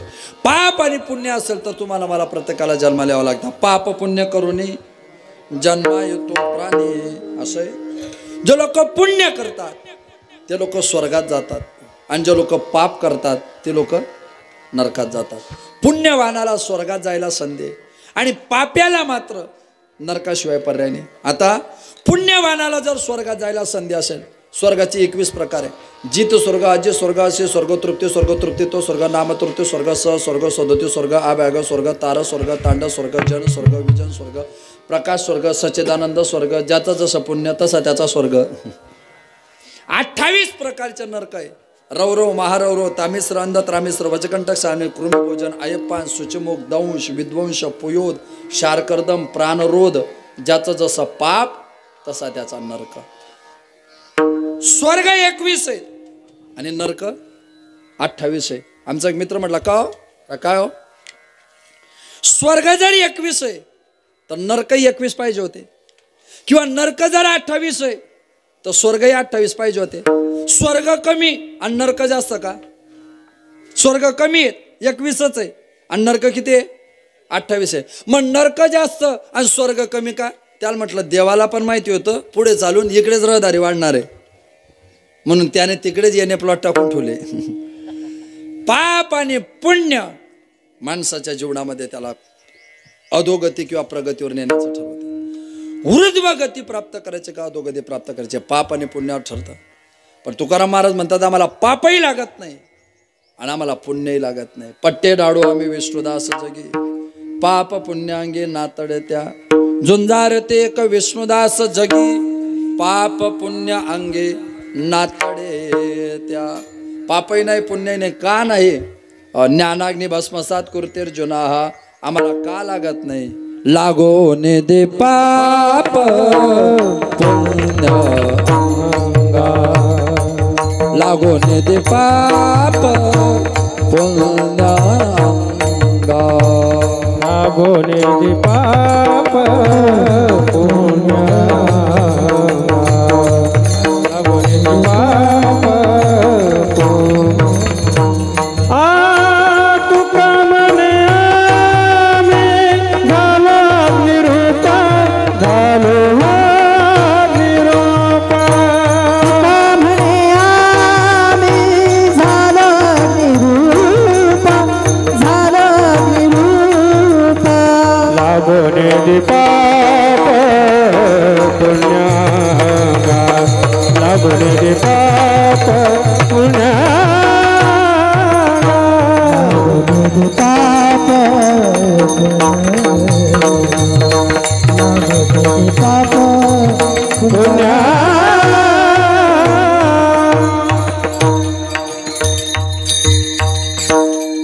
तू काय म्हणे आम्ही झालो अग्निरूप, लागो निधी पाप पुण्यांगा. पाप पुण्यांगा लागो निधी. पाप पुण्यांगाला लागूच देत नाही. कधी? अग्निरूप झालो तधी. अग्निरूप म्हणजे काय? ज्ञानाग्नी भस्मसात कुर्तीर्जुना. हा ज्ञानाचा अग्नी प्रगट झाला की पाप पुण्य त्याच्यामध्ये जडून जातं. पापही शिल्लक राहत नाही आणि पुण्यही शिल्लक राहत नाही. पाप आणि पुण्याचा नाश करायची ताकद कशात असेल तर ती ज्ञानामध्ये. आणि म्हणून ज्ञानाच्या अग्नीमध्ये आपल्याला ते करावं लागेल. ज्ञानाग्नी प्रकट झाल्यामुळे पाप संपलं, पुण्य संपलं. आम्हाला कर्म शिल्लक आहे म्हणून जन्माला यावं लागतं. जोपर्यंत कर्म शिल्लक आहे तोपर्यंत जन्माला यावं लागतं. प्रमाण आपण देऊन गेलोय. केले कर्म झाले, उपजले, मेले. या प्रमाणामध्ये 5 क्रियापद आहे. केले, झाले, आले, उपजले, मेले. 5ही क्रियापदाचा शेवट एकाच अक्षराने ल. केले, झाले, आले, उपजले, मेले. क्रमही बरोबरच आहे. आपण सगळ्यांनी मागच्या जन्मात वाईट कर्म केले, ते सगळे कर्म देवाजवळ जमा झाले. ते कर्म आपण आईच्या पोटात असताना भेटायला आले. ते कर्म घेऊन आपण एक दिवस उपजले आणि कर्म भोगता भोगता मग देवाने काय बिघडविले? देव म्हटलं tit for tat, this my rule and capital rule. मी काय करू? अरे तुम्ही जसे वागाल, देव म्हणतात माझं वागणं तसं आहे. माझा काय संबंध आहे? तुमच्या कर्मानुसार तुम्ही आम्ही जीवन जाऊ. तुका म्हणे आता देवाकार रुसावे, मनासी पुसावे. काय केले? कशाला देवावर संताप करतोय? मनाला विचार की तू नेमकं काय केलं. मनाला विचारलं तरच त्याचं उत्तर भेटेल. मनाला विचारल्याशिवाय उत्तर भेटणार नाही. ऐका, हे ना हे कर्मावर आधारित आहे. कर्म आधारित जीवन आहे. जोपर्यंत अंगात ताकद आहे तोपर्यंत परमार्थ करून घ्या. अंगातली ताकद संपली, काहीच करू शकत नाही तुम्ही. ज्ञानोबरांची ओवी आहे, आयुष्याचे सूत्र बिघडता उमटे भूताची खडाडता. आयुष्याचं सूत्र बिघडायला फार मोठी ताकद लागत नाही. इतकं चांगलं दिसतंय ना, याचं सूत्र बिघडायला फार मोठी ताकद लागत नाही. एका मायक्रो सेकंदामध्ये सुद्धा शरीराचं चित्र बिघडून जातं. फार गर्व करू नका. मी खूप गोरा आहे, मी खूप सुंदर आहे, मी खूप चांगला दिसतो, मी खूप चांगला बोलतो, मी खूप चांगला वागतो. एकाच सेकंदात चित्र बदलून जातं. माझे डोळे जागेवर आहे पण मला दिसत नाही. माझ्या कान जागेवर आहे पण मला ऐकू येत नाही. माझे पाय जागेवर आहे पण मला चालता येत नाही. आयुष्याचे सूत्र बिघडतात. किती लवकर सूत्र बिघडतं एखाद्या माणसाचं. अरे डोळे जागेवर आहे तरी माणसाला दिसत नाही. अरे डोळ्यामध्ये केवढे प्रॉब्लेम आहे. काहींना दूरचं दिसत नाही, काहींना जवळचं दिसत नाही. प्रत्येकाच्या अडचणीत ना, अडचणीत की नाही. ऐकायचा प्रॉब्लेम आहे, काही काहींना ऐकूच येत नाही. भजनी म्हणतात राम राम, तो म्हणतो लांब लांब. भजनी म्हणतात हे शंकरा, तो म्हणतो हे बंद करा. म्हणजे केवढ्या अडचणी वाढतात. वयाचं वैशिष्ट्य आहे, वयाची ताकद निघून गेली, सूत्र बिघडता. 12 वाजेपर्यंत आम्ही कीर्तनात बसलोय. 12 वाजेपर्यंत आम्ही कीर्तन ऐकतोय. एकदम चांगली तब्येत. 12:15 जेवायला बसलो, 12:30 जेवण झालं, 1 वाजता घरी पोहोचलो आणि क्वाटवर बसल्या बसला अटॅक आला. कोणाच्या विरोधात तक्रार करणार? मला सांगा ना. आपलंही नाही याच्यावर गर्व करतो ना आपण. आपल्याला वाटतं नाही आपलं आहे, मग कारण नसताना वयाच्या 40व्या वर्षी सुद्धा अटॅक आला, कोणाच्या विरोधात तक्रार करणार? एकच तक्रार आहे, आयुष्याचं सूत्र बिघडता. ज्ञानोबरांना विचारा, माऊली माझं आयुष्याचं सूत्र बिघडलं, कारण नसताना मला अटॅक आला. आयुष्याचं सूत्र कारण नसताना आपल्याला पॅरालिसिसचा झटका आला, आयुष्याचं सूत्र बिघडता. कीर्तनात 2 तास बसलो, उभा राहिलो आणि अचानक चक्कर आले, खाली पडलो. सिन्नरला दवाखान्यात नेलं. डॉक्टर साहेब म्हणे चेकअप केलं, ते म्हणे तुम्हाला शुगर आहे, इथून पुढे गोड बोलायचं, गोड खायचं नाही. आयुष्याचं सूत्र बिघडता. किती जलद सूत्र बिघडून जातं. फार गर्वात जीवन जगू नका. एका मिनिटात शरीराचं सूत्र बिघडून जातं. हे शरीर सूत्र कायमस्वरूपी कोणाचं टिकत नाही, आणि टिकतच जर नसेल तर मग याच्यावर गर्व सुद्धा करून फायदा नाही. टिकत जर नसेल तर काय फायदा आहे? तारुण्य तोपर्यंत परमार्थ करता येतो, तारुण्य संपलं तर परमार्थ करता येत नाही. आणि म्हणून जोपर्यंत ताकद आहे तोपर्यंत परमार्थ करा. कोणालाही पचत नाही. मला सांगा ना, काजू खाणं चांगलं का वाईट? हा, चांगलं. बदाम चांगले, पिस्ता चांगला, जर्दाळू चांगले, अक्रोड चांगले, खजूर चांगले, नाशिक जिल्हा मनुके चांगले. हे सगळं खाणं चांगलं आहे. हे सगळं मिक्सरमध्ये बारीक केलं आणि त्याची पावडर तयार केली, काय झाली ती? खुराक. बरी काजू बदाम सगळ्या ड्रायफ्रूटची जी खुराक आहे, खुराक ही खुराक कोणाला पचते? ज्याला दवाखान्यात ऍडमिट केलंय त्याला. मग कोणाला पचते? कोणाला पचते खुराक? हा, पैलवानाला. खुराक कोणाला पचते? पैलवानाला. काजू बदाम आरोग्याला एकदम चांगले, काजू बदाम आरोग्याला एकदम चांगले, पण ते पचवायला पैलवान लागतो. काजू बदाम एकदम चांगले, ते पचवायला पैलवान लागतो. गाथा ज्ञानेश्वरी आणि खानदानी कीर्तनकाराचे कीर्तन चांगले, ते पचवायला खाली ऐकणारे पैलवान लागतो. हो, हे बाकीचे गाणे गुणे कोणाला पचतील? कीर्तन पचवायला वारकरीच खानदानी लागतो, त्याला ताकदच लागते तशी. ऐकणाराही तेवढा कानसेन असावा, तर बोलण्यात मजा आहे, नाही तर मजा नाही. मान्य झालं तुम्हाला? काजू बदाम कोणाला पचतात? पैलवानाला. मग चला हे सगळं काजू बदामचं पीठ 95 वर्षाच्या पैलवानाला देऊ, चालेल का? तुम्ही म्हटलं ना पैलवानाला पचतं. ऐका, काजू बदाम चांगले ते पैलवानालाच पचतात, पण वय निघून गेलं ना त्या पैलवानाला सुद्धा घातक येते. ऐका दादा, वय निघून गेलं ना काजू बदाम पैलवानाला सुद्धा घातक आहे. माझं वय निघून गेलं ना गाथा ज्ञानेश्वरी सारखे काजू बदाम या पैलवानाला सुद्धा घातक आहे. काय करणार हो तुम्ही? वय निघून गेल्यानंतर काय परमार्थ होईल तुमच्या ह्याच्याने माझ्याच्याने? आपल्याला परमार्थ करायचा असेल तर तरणा भाग्यवंत नटे हरी कीर्तनात. अंगात ताकद आहे तोपर्यंत. हो, आणि हेही तुमच्या माझ्या अंगात ताकद आहे म्हणूनच किंमत आहे. जो वरी चढ का तो वरी म्हणते माझा, मान येते लहान थोर देह सुखाच्या, इंद्रिय मावडली आला बाबूला, कैसा विपरीत झाला तोचे देह नव्हे तुझा. तेच काय महाराजांची भाषा आहे, कैसा विपरीत झाला तोची देह नव्हे तुझा. हे तेच शरीर आहे. कोणतं? जो वरी चढन गा तो वरी म्हणते माझा. जोपर्यंत तुमच्या माझ्या अंगात ताकद होती तोपर्यंत पैसा कमवत होतो, तोपर्यंत घरात सगळे माझा माझा करत होते. आता कैसा विपरीत झाला तोची देह नव्हे तुझा. मानिती लहान थोर 8 वर्षाच्या पोरापासून तर 70 वर्षापर्यंत सगळे माझी किंमत करत होते. मानिती लहान थोर, आता माझं कमवणं बंद झालं. कैसा विपरीत झाला तोची देह नव्हे तुझा. देवा, अरे तेच शरीर आहे ना हे, की घरात पाय पडल्यानंतर सगळे घाबरायचे. आज मी 4दा आवाज देतोय तर मला कोणी ग्लासभर पाणी पाजत नाही. कैसा विपरीत झाला तोची देह नव्हे तुझा. हे कर्माचं फळ आहे आणि कर्म भोगावं लागतं. कर्माला काय पर्याय हो? लोक थट्टा करतात बरं तुमची माझी, लोक अपमान करतात तुमचा माझा. तब्येत चांगली राहिली ना बस स्टँडवर कोणी 10 रुपयाचा चहा पाजत नाही. तब्येत चांगली असली ना बस स्टँडवर कोणी 10 रुपयाचा चहा पाजत नाही. आणि दवाखान्यात ॲडमिट केलं ICU मध्ये, डॉक्टर तिथं पाणी पिऊ देत नाही, तिथं 150 रुपयाचे सफरचंद आपल्या छाताडावर घेऊन येतात. आपण ते फळं फक्त पाहतो, खात नाही. याला म्हणतात कर्माची फळं. नाही, कर्माचीच फळं घेणे दे. नुसते पाहतो आपण, ते फळं खात नाही. अर्थात ते फळं वाया जात नाही.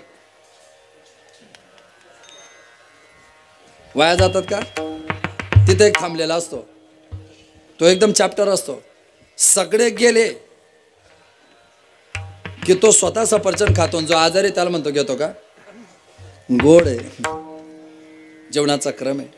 मला सकाळी 9 वाजता भूक लागते, मला सकाळी 9 वाजता भूक लागते. कोणीतरी माझ्या जवळ या, सुनबाई, मुलगा, पत्नी कोणीतरी जवळ या, मला 2 चपात्या आणि थोडीशी भाजी द्या. पण टायमावर कधीच कोणी मला घरात जेवण वाढलं नाही. आज मरून गेलोय ना, तर 10व्याच्या दिवशी कावड्यांनी सुद्धा पक्वान्नाचा नैवेद्य खाल्ला, पण जिवंतपणे माझ्याकडे कोणी नाही पाहिलं. दसरा दिवाळीच्या सणाला मी अंगावर फाटके कपडे घातले, कोणी माझ्याकडे फिरून नाही पाहिलं.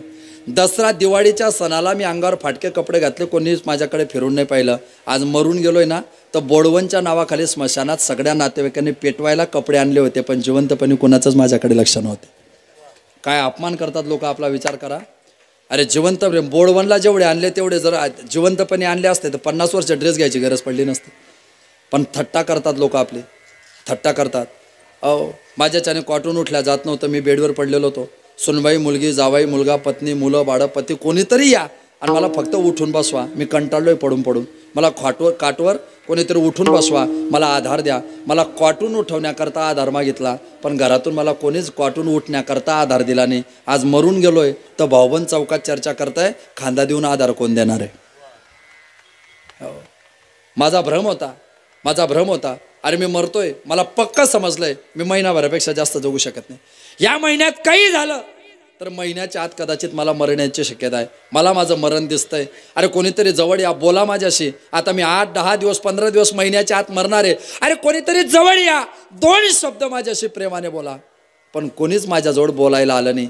आज मरून गेलोय मी, तर सगळे माझ्या भोवती रडतायत. मी एक शब्द त्यांच्याशी बोललो पाहिजे म्हणून. किती थट्टा आहे. मरताना माझी अपेक्षा होती की माझ्या जवळ या बोलायला, कोणी आलं नाही. आणि जेव्हा त्यांना पक्क समजलं आता बोलणार नाही, तेव्हा रडतायत. एक शब्द बोललो पाहिजे याच्यासाठी.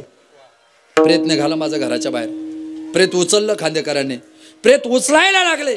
माझी आई, माझी बहीण, माझी पत्नी, माझी मुलं त्या प्रेताला खाली ओढायला लागले. जेव्हा प्रेत उचलायला लागले ना, ते प्रेताला खाली ओढायला लागले. अरे नेऊ नका स्मशानात. त्या प्रेताला खाली ओढायला लागले. सगळ्या लोकांनी त्यांना बाजूला केलं आणि बळजबरीने प्रेत स्मशानात नेलं. प्रेत पेटवलं माझं. धाड धाड धाड धाड माझ्या प्रेताला अग्निडाग लागला. प्रेत पेटायला लागलं आणि प्रेत पेटायला लागल्यानंतर सगळे लोक घरी आले.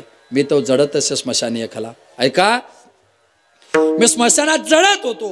मला तेव्हा वाईट वाटलं की आत्ताच्या 1 तासापूर्वी माझं प्रेत उचलल्यावर जे लोक प्रेताला खाली ओढत होते ते आता घरी जाऊन पाहिले तर लाईनीत बसून जेवाईन करत होते. काय आयुष्याची थट्टा आहे, काय आयुष्याची थट्टा आहे. माझ्या मरायला 3 दिवस झाले. माझ्या आस्ती संचयन झाल्या तर सगळ्यांनी खुर्च्या टाकून चर्चा केली की उत्तर कार्याला जेवणाचं नियोजन काय करायचं आहे. माणसाचा नैतिक पराजय. आयुष्याचे सूत्र बिघडता, उमटे भूताची खडाडता. या शरीराचं सूत्र बिघडायच्या आत करा हरिभक्ती परलोकी येईल कामा, सोडविले यमापासून. कर्मावर जीवन जगायचंय, कर्म सोडत नाही कोणाला. प्रत्येकाला भोगावं लागतं. कर्म निवृत्त करायची सुद्धा ताकद असते. कर्मावरही माफ करता येते. मला सांगतो, आज आमच्याकडे एक आनंदाची घटना घडली. काय झालं, मला मुलगा झाला. मला म्हणजे माझ्याकडनं का पाहू, मला म्हणजे मी ज्याचा दृष्टांत सांगतो त्याला. मुलगा झाला की आपण देवपूजा करत नाही. किती दिवस? 12 दिवस. त्याला काय म्हणतात? जनन शौच. शास्त्रामध्ये त्याचं नाव आहे जनन शौच. बरं, कोणी मेलं की पुन्हा आपण पूजा करत नाही. किती दिवस? 13 दिवस. 13 दिवस पूजा करत नाही. त्याला काय म्हणतात? मरण शौच. आमच्या घरी एक मुलगा जन्माला आला म्हणून आम्ही कर्म करत नाही. आमच्या घरी कोणीतरी मेलं म्हणून आम्ही देवपूजेचंही कर्म आता करत नाही. कोण जन्माला आलं तुमच्या घरी? बोधपुत्र निर्माण झाला जेवा, बोधपुत्र निर्माण झाला जेवा, ममता म्हातारी मरून गेली तेव्हा, ममता म्हातारी मरून गेली तेव्हा, भक्ती बहीण धावणी आली गावा, भक्ती बहीण धावणी आली गावा. आता संध्या कशी मी करू केव्हा, आता संध्या कशी मी करू केव्हा, आता संध्या मी करू कैसी देवा, आता संध्या मी करू कैसी देवा. बोधपुत्र निर्माण झाला जेव्हा, बोध म्हणजे ज्ञान, बोध म्हणजे ज्ञान. ज्ञानाचा पोरगा जन्माला आला ना, बोध जन्माला आला ना, तुम्हाला जन्म मरण नाही. कारण बोध काय करतो, तुमच्या जन्म मरणाला संपवून टाकतो. इच्छा तुमच्या जीवनात घातक आहे. इच्छा मुरडीस पाहू नका, पडाल नरकाद्वारी. बोध बुदली ज्ञान दिवटा उजळा महाद्वारे. त्या बोधाला उजळण्याचा प्रयत्न करा. त्या तुम्ही लग्न झाल्यावर आपल्याकडे लोक जेजुरीला जातात की नाही? बरं, तिथं जेजुरीला गेल्यावर काय करावं लागतं पहिल्या पायरीला? जेजुरीला पहिल्या पायरीवर काय करावं लागतं? बायकोला उचलून खांद्यावर. किती पायऱ्या? 5 पायऱ्या. मग त्यात काय नवल आहे? लग्न झाल्यानंतर बायकोला खांद्यावर बसून 5 पायऱ्या चढून जाणं, त्यात काय नवल आहे? त्याचे हिंमत असेल तर त्याने लग्नाला 10 वर्ष झाल्यानंतर हा प्रयोग करून दाखवा. ज्यांना समजलं त्यांना धन्यवाद, बाकी फिर मिलेंगे ब्रेक के बाद. ऐका, त्या गळाच्या पायथ्याशी खंडेरावाचे भक्त असतात. पुरुष भक्त असेल तर त्याला म्हणतात वाघ्या, आणि स्त्री भक्त असेल तर त्याला म्हणतात मुरडी. त्या मुरड्या नसतात. ते आता आपण जागरण गोंधळामध्ये तमाशामध्ये त्या मुरड्या नसतात की नाही? त्या मुरड्या जेव्हा नाचतात ना, त्या तमाशातल्या महिला, त्या कलापथकातल्या मुरड्या नाचतात ना, नाचताना त्यांची लकब असते. नाचताना लकब. तमाशामधल्या महिला नाचतात ना, लावण्या करणाऱ्या महिला नाचतात ना, नाचताना खाली बसलेल्या 100 माणसांना त्या एका वेळी वेळ करतात. त्या प्रत्येकाला त्या भासवतात. तुझ्याकडेच पाहते, तुझ्यासाठीच नाचते आणि तुझ्यासाठीच हसते. ती जेव्हा स्टेजवर नाचते, पाहते आणि हसते, तेव्हा खाली बसलेल्या प्रत्येकाला वाटतं माझ्याकडेच पाहते, माझ्यासाठीच नाचते, माझ्यासाठीच हसते. पण ज्याला तसं वाटतं ना, त्याला बाजूला घेऊन एकांतात सांगा, ती दररोज तुझ्यासारखे 500 वाटी लावते. नादाला लागू नको. तिच्या नादाला लागला ना तर तुझं जीवन समाप्त होईल. तशी माणसाची इच्छा असते ना, इच्छा. इथं बसलेल्या माझ्या सकट तुम्ही, तुमच्या सकट मी, आपल्याला प्रत्येकाला असं वाटतं की माझी जी इच्छा पूर्ण होणार आहे. इथं कोणाचीच पूर्ण होत नाही. तिच्या मागे जे जे लागतात ते नरकात पडतात.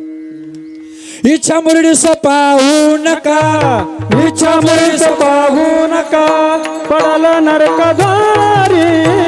इच्छा मुरडीस पाहू नका, मुरडीस पाहू नका, इच्छा मुरडीस पाहू नका, पडाल नरकाद्वारी.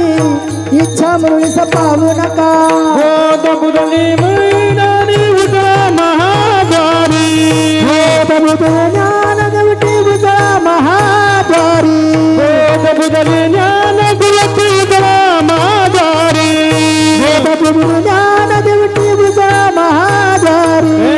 मल्हारीची वारी माझा, मल्हारीची वारी माझा, मल्हारीची वारी, मल्हारीची वारी माझा.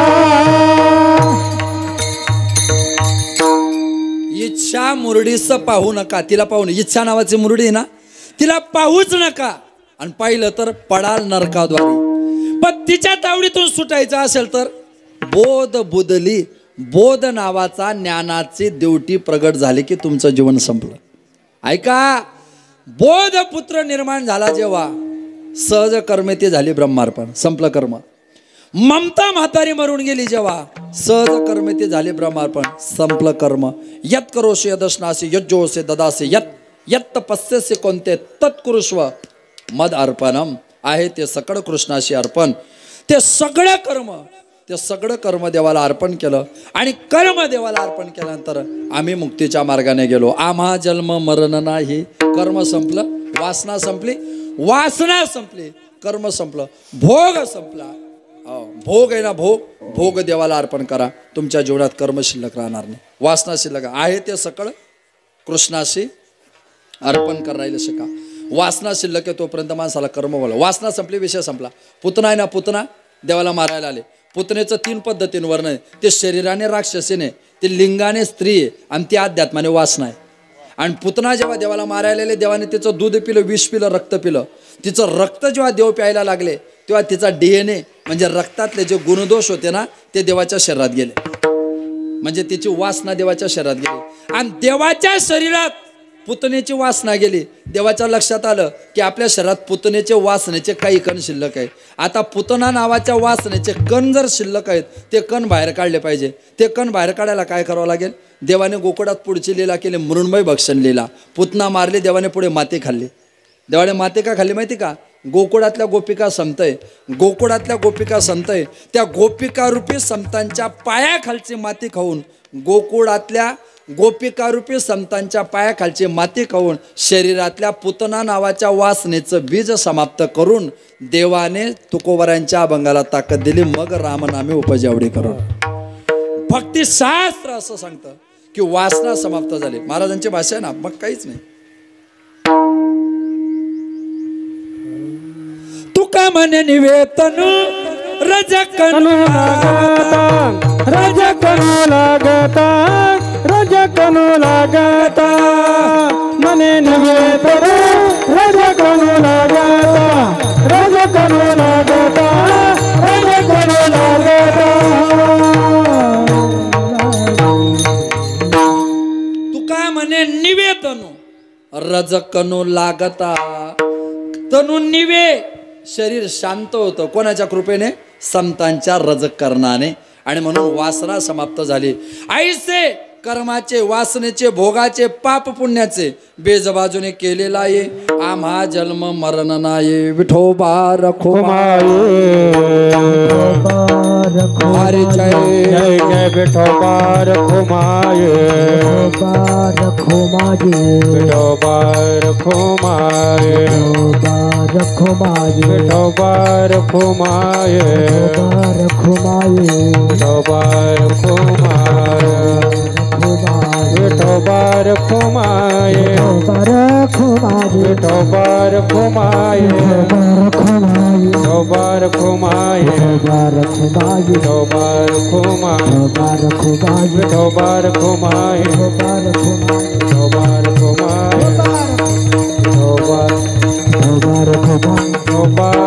रखुमाये विठोबा रखुमाये विठोबा रखुमाये विठोबा रखुमाये विठोबा रखुमाये विठोबा रखुमाये विठोबा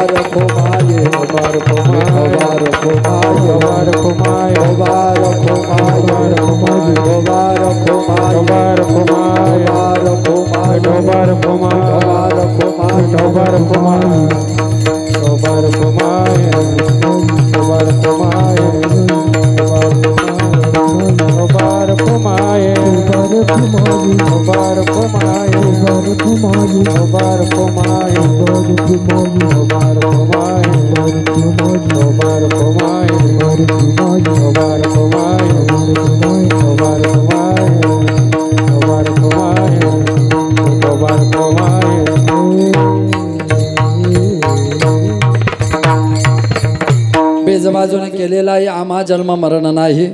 आकारासे कैचा ठाव देह प्रत्यक्ष झाला देव. वेळ आपल्या सगळ्यांच्या समाप्तीकडे जाते. जाताना एकच सांगतो, धर्माचं पालन करा, कर्म करत राहा, देवावर श्रद्धा ठेवा. ज्या आईवडिलांच्या पुण्याने कोट्यवधीचे इष्टीर कमली अखंड आईवडिलांची सेवा करा. देव, देश, धर्म, नीतिमत्ता टिकली पाहिजे याच्याकरता प्रयत्न करा. शेवटी तुमचं शरीर टिकलं तर तुम्ही टिकणार आहे, शरीर टिकलं नाही तर तुम्ही टिकणार नाही. चीन नावाचा एक देश आहे, त्या चीनमध्ये ची नावाचं एक राज्य आहे. त्या ची नावाच्या राज्यामध्ये ऊ नावाचा एक माणूस जन्माला आला आहे. त्याचं टोपण नाव आहे सन झू. त्या सन झूचा जन्म झाला आहे इसवी सन पूर्व 476, इसवी सन पूर्व 512. 36 वर्ष जगला तो. जे महत्त्व भारतामध्ये चाणक्याला आहे ते महत्त्व चीनमध्ये त्याला आहे. म्हणजे त्याला चीनचा चाणक्य म्हणतात. सन झू, सन त्याची पदवी आहे, झू त्याचं आडनाव आहे, ऊ त्याचं नाव आहे. त्याचं एक 13 प्रिन्सिपल्स नावाचा ग्रंथ आहे, आर्ट ऑफ वॉर. युद्धाच्या संबंधाने त्याने प्रिन्सिपल्स दिले आणि त्या प्रिन्सिपल्समध्ये attack is the best policy of defence. आक्रमण करता करता संरक्षण, संरक्षण करता करता आक्रमण. जसं प्रत्यक्ष युद्धात केलं जातं तसं शरीराचं सुद्धा केलं जातं. या शरीराच्या संबंधाने तो असं म्हणतो, हे शरीर कायमस्वरूपी कधीच कोणाला साथ देत नाही. एक, हे शरीर कायमस्वरूपी कधीच कोणाला साथ देत नाही. ज्यांचं वय 75 आहे त्यांना विचारा 50 इतकं होते, जे 50 येते त्यांना विचारा 25 इतकं होते. त्यामुळे गर्व करू नका. शरीर कायमस्वरूपी कधीच कोणाला साथ देत नाही. एक, घरात कोट्यवधी रुपये असले तरी शिल्लक पैसा आयुष्यभर कोणालाच पुरत नाही. 2, शिल्लक पैसा आयुष्यभर कोणालाच पुरत नाही. 2, तुम्ही गरीब असाल तर या गावात तुमचा कोणीच विरोध करणार नाही. 3, तुमची प्रगती व्हायला लागली की आपोआप तुमचे विरोधक वाढायला लागतील. 4, आणि वाढलेले विरोधक शक्यतो तुमच्या जवळचे राहतील. आयुष्याचा सिद्धांत 5. बाजारातून काही भेटत नाही. बाहेरच्या लोकांना मग काय माहिती तुमच्या घराच्या कोणत्या भिंती कमजोर आहे. तुमच्या घराच्या कमजोर भिंती कोणाला माहिती आहे? मला. कोणाला माहिती आहे? घरातल्या लोकांना माहिती आहे ना. मग तुमच्या जवळचेच लोक तुमचा घात करतात. आणि म्हणून जीवनामध्ये गर्व शरीरावर करू नका. सत्तेचा संपत्तीचा सौंदर्याचा गर्व करू नका. ज्याला सत्तेचा संपत्तीचा सौंदर्याचा गर्व झाला इतिहासात त्याचा दुर्योधन झाला. ज्यांच्याकडे सत्ता संपत्ती सौंदर्य तिन्ही होते तरी 2 तास बसून तुकोबऱ्यांचं कीर्तन ऐकलं इतिहासात त्यांचे छत्रपती शिवाजी महाराज तयार झाले. काय व्हायचं आणि काय ठरवायचं तुमच्या पद्धतीने ठरवा. शेवटी तुमचं जीवन तुमच्या प्रत्येकाच्या हातात आहे. त्या जीवनाची परिसीमा मात्र एक लक्षात घ्या. एकच वाक्य शेवटचं सांगतो आणि थांबतो. आयुष्यात सगळं करायचं, सगळं करा. तुम्हाला पटेल ते करा, पटेल तसे वागा. पण एक वाक्य ध्यानात ठेवा, माझं बोलायचं राहून गेलं याचा पश्चाताप होता कामा नये. वाक्य फार कठीण आहे बरं. माझं बोलायचं राहून गेलं. मी घरातून बाहेर निघालो, आई बोलते का रे कुठे निघाला, तरी मी मागे पाहत नाही, गाडीला किक मारतो पुढे निघून जातो. मी सिन्नरपर्यंत पोहोचत नाही तोपर्यंत फोन येतो की आईला अटॅक आला, आई वारली. आणि मग डोळ्यातून पाणी येतं, माझं तिच्याशी बोलायचं राहून गेलं. मी संध्याकाळी घरी येतो, वडील फक्त एवढंच विचारतात दिवसभर तू सिन्नरला होता, दुपारी जेवण केलं होतं का किंवा कुठे गेला होता. तरी मी बापाला उत्तर दिलं नाही आणि घरात जेवण केलं आणि झोपलो. सकाळी उठून पाहतो तो वडील झोपेतच वारलेले होते. मग डोळ्यातून पाणी येतं, माझं बोलायचं राहून गेलं. आणि एक सांगू का, हे असे वागणारे जे लोक असतात ना, हे बाहेर समाजात कसे असू द्या, इथं फेल असतात. ते इथं संपलेले असतात. इथं त्यांचं हृदय त्यांना सांगतं की मायबाप मरून गेले पण मी त्यांच्याशी गोड बोललो नाही, त्याला परमेश्वर आणि त्याची अंतःकरणाची वृत्ती कधीच माफ करत नाही. इथं माझं बोलायचं राहून गेलं. हे याच्यासारखं दुःख जगात कोणतं नाही बरं. समाजात राहणं वेगळं. माझा तर दावा आहे 3 लोकांना मरताना सगळ्यात जास्त त्रास आहे.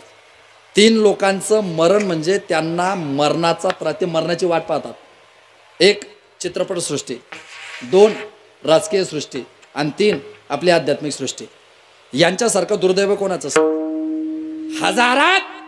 हजारात एखादा यांच्यामध्ये की त्याला आनंदाने मरण आहे.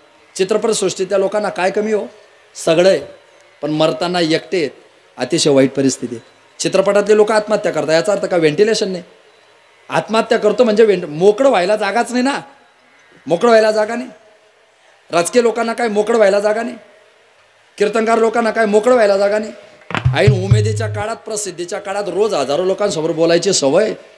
आणि पडता काळ चालू झाला की कोणी भेटायला येत नाही. मग कसं वाटत असेल तेव्हा? खतरनाक असतं बरं. व्हेंटिलेशन खतरनाक. माझा 3 धंद्याशी संबंध आहे. चित्रपट सोडून नंतरचे 2 तर पक्के. वाईट माझा एक मित्र मला म्हणजे कालच म्हटला, तो काय झालं, मी परवापर्यंत एका जबाबदार पक्षाचा जिल्हाध्यक्ष होतो आणि परवा नवीन नियुक्त्या झाल्या. माझ्या जागी ते म्हटलं तुला, मला रिप्टेशमध्ये जायचं नव्हतं कारण मला पुढे वेगळ्या रणांगणात जायचं होतं. म्हटलं माझी लढायची तयारी आता काही मला संघटनेत काम करायचं नाही, मी कार्यकर्त्यावर राहतो. माझा एक मित्र मला काल लगेच म्हटला तुमचा फोटो गायब झाला. म्हटलं असंच असतं इथं असा प्रोटोकॉल आहेच सांगतो. पद गेलं, गरिमा संपली. म्हणून गर्व करू नका, गरिमा संपली. आणि वाक्य मी टाकलं होतं माझ्या त्या दिवशी, जितक्या आनंदाने घेतलं होतं तितक्या आनंदाने ज्याला सोडता येतं त्याच्यासारखं सुखी माणूस जगात कोणी नसतं. सोडता आलं पाहिजे, घ्यायला काही विशेष नाही, सोडता आलं पाहिजे आणि तितक्या आनंदाने सोडलं पाहिजे. मस्त रो मस्त मी तर फकीर अपने सुस्ते में. मी माझ्या आयुष्यामध्ये नेहमी या भूमिका सांभाळतो आणि जीवनाची प्रतिका ती टिकवा. गळ्यामध्ये पवित्र तुळशीच्या माळा टाका. ज्यांच्या गळ्यात माळा नसतील त्यांनी माळा टाका. ज्यांनी टाकलेल्या असतील त्यांनी टिकवा असा अर्थ आहे त्याचा. टिकवा असा अर्थ आहे त्याचा. ते तुमचा अभ्यास जास्त झाला आहे त्यामुळे तुम्हाला काढा वाटल्या. म्हणून परमार्थ पतिकता टिकवा. खरं म्हणजे 5 वर्षापूर्वी रितेश दादाचं आपत्कालीन दुःखद निधन झालं आणि ते दुःखद निधन अतिशय चित्तथरारक आणि चित्तविदारक होतं. अपघाती निधन होतं. एकनाथ महाराजांची गोड ओवी, पिता देखता पुत्र मरे, पुत्रा देखोनी पिता झुरे, काळे काळे अवघे सरे. जगातल्या प्रत्येक बापाची इच्छा असते की मी मुलाच्या खांद्यावर जावा, पण वडिलांच्या डोळ्यासमोर पोरगा जाणं ह्याच्यासारखं दुःख जीवनामध्ये कोणतं नसतं. पण तेही दुःख पचवत असताना तेवढ्याच ताकदीने माझा मुलगा जिथे असेल तिथे त्याला परमोच्चता प्राप्त झाली पाहिजे. ती शौर्याने जशी प्राप्त झाली पाहिजे, ती धैर्याने जशी प्राप्ती झाली पाहिजे, तशी ती वारकऱ्यांचं बोट पकडताना कथा कीर्तनाच्या भक्तीने प्राप्ती झाली पाहिजे. म्हणून हा अभिनव उपक्रम ते दरवर्षी करतायत. याच विशेषत्वाने ते खऱ्या अर्थाने घडत गेलं पाहिजे. याच ताकदीने खऱ्या अर्थाने भक्तीची भेट त्याच्या जीवनामध्ये घडली पाहिजे. आणि म्हणून त्या चिरकाल स्मृतिगंधांना हा उजाळा खऱ्या अर्थाने सगळं कुटुंबीय देत आहेत. वैकुंठवासी आदरणीय वीर जवान परवा आपण पाहिलं आधी ते पहलगामला काय झालं, एकदम चित्तथरारक आणि चित्तविदारक. कन्याकुमारी ते काश्मीर, कच्छ टू कोलकाता, 142 कोटी लोकांचा भारत. ऑपरेशनचं नाव सिंदूर वेदनादायी. ऑपरेशनचं नाव सिंदूर वेदनादायी. नाव वेदनादायी पण इफेक्ट परिणाम मात्र समोरच्याच्या घशात दात घालणे, समोरच्याला समाप्त करणे. एवढ्या ताकदीने तिथपर्यंत तो प्रवास झाला. ज्ञानोबरांची गोवी पायी काटा नेते ते जीवी व्यथा उमटे. पायात काटा मोडला ना मेंदूला झिंझिण्या येतात, पायात काटा मोडला ना तर मेंदूला मुंग्या येतात. तिथं लोक शहीद झाले ना तर इथल्या लोकांना धक्का बसला पाहिजे. याला देशाचं एकत्रीकरण म्हणतात. चौकात आम्ही गप्पा मारत होतो, युद्ध झालं पाहिजे, पाकिस्तानला धडा शिकवला पाहिजे, युद्ध झालंच पाहिजे, पाकिस्तानला धडा शिकवला. सगळेच लोक म्हणत होते युद्ध झालं पाहिजे, पाकिस्तानला धडा शिकवला पाहिजे. पण प्रत्येकाच्या गावात अशा काही महिला होत्या, अशा काही पुरुष होते, त्यांची इच्छा होती युद्ध व्हायला नको पाहिजे. जिचा पोरगा सीमेवर लढत होता ना त्या माऊलीची इच्छा होती युद्ध व्हायला नको पाहिजे. ज्याचा पोरगा सीमेवर लढतो ना त्या बापाला वाटतं युद्ध व्हायला नको पाहिजे. कदाचित शत्रूची एखादी गोळी माझ्या काळजाच्या तुकड्याला चाटून गेली तर हे युद्ध माझ्या घरातला दिवा विझवल्या कारणीभूत ठरेल.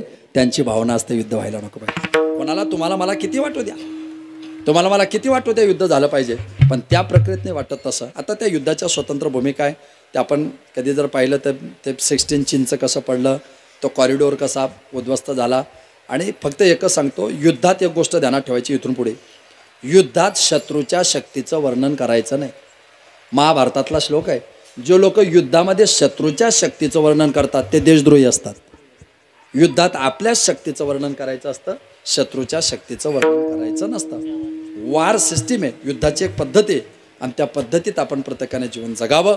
खऱ्या अर्थाने वैकुंठवासी आदरणीय श्रीभक्तिपरायण रितेश रामनाथ सानप यांच्या 5व्या पुण्यस्मरणाच्या निमित्ताने त्यांचे वडील रामनाथ मुरलीधर सानप, त्यांच्याही लंकाबाई रामनाथ सानप, त्यांचे चिरंजीव आरुष रितेश सानप, त्यांचे बंधुराज समाधान रामनाथ सानप, त्यांचेच कुटुंबातील त्यांचे बंधू दत्तू म्हाडू सानप, त्याचप्रमाणे त्यांच्याच कुटुंबातून पोपट म्हाडू सानप, त्यांच्याच कुटुंबातून मधुकर किसन सानप, त्यांच्याच कुटुंबातून सोमनाथ किसन सानप, मारुती शंकर सानप, दशरथ पुंजा सानप, बाडू पुंजा सानप, त्यांच्याच कुटुंबातून लहानुबाई परशुराम बोडके, त्यांच्याच कुटुंबातून जिजाबाई म्हाडू सानप, त्यांच्याच कुटुंबातून हिराबाई राधाकिसन दराडे, त्यांच्याच कुटुंबातून मंदाबाई अनिल भाबळ, त्यांच्याच कुटुंबातून सविता मारुती इलक, त्यांच्याच कुटुंबातून दीपाली समाधान सानप, त्यांच्याच कुटुंबातून खऱ्या अर्थाने या सगळ्या कुटुंबाला आपण सगळ्यांनी चिरकालतेचं आपल्या सगळ्यांचं आशीर्वचन प्राप्त होऊ देत.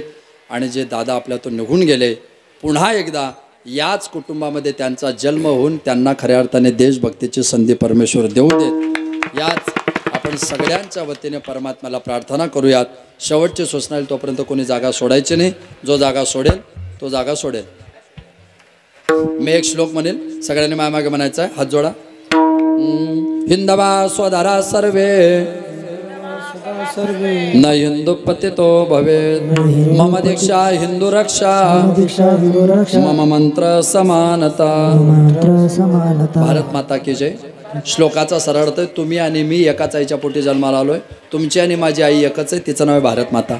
आपण त्या भारत मातेचे पोरं आहे. आपली एकच दीक्षा आपल्या गावाची रक्षा, आपली एकच दीक्षा आपल्या धर्माची रक्षा, आपली एकच दीक्षा आपल्या संप्रदायाची रक्षा. आणि खरंच गावाला पाहिल्यानंतर मी खरंच गावकऱ्यांना कोटी कोटी शुभेच्छा देतो की इतकं सुंदर गाव तुम्ही सगळ्यांनी तयार केलंय.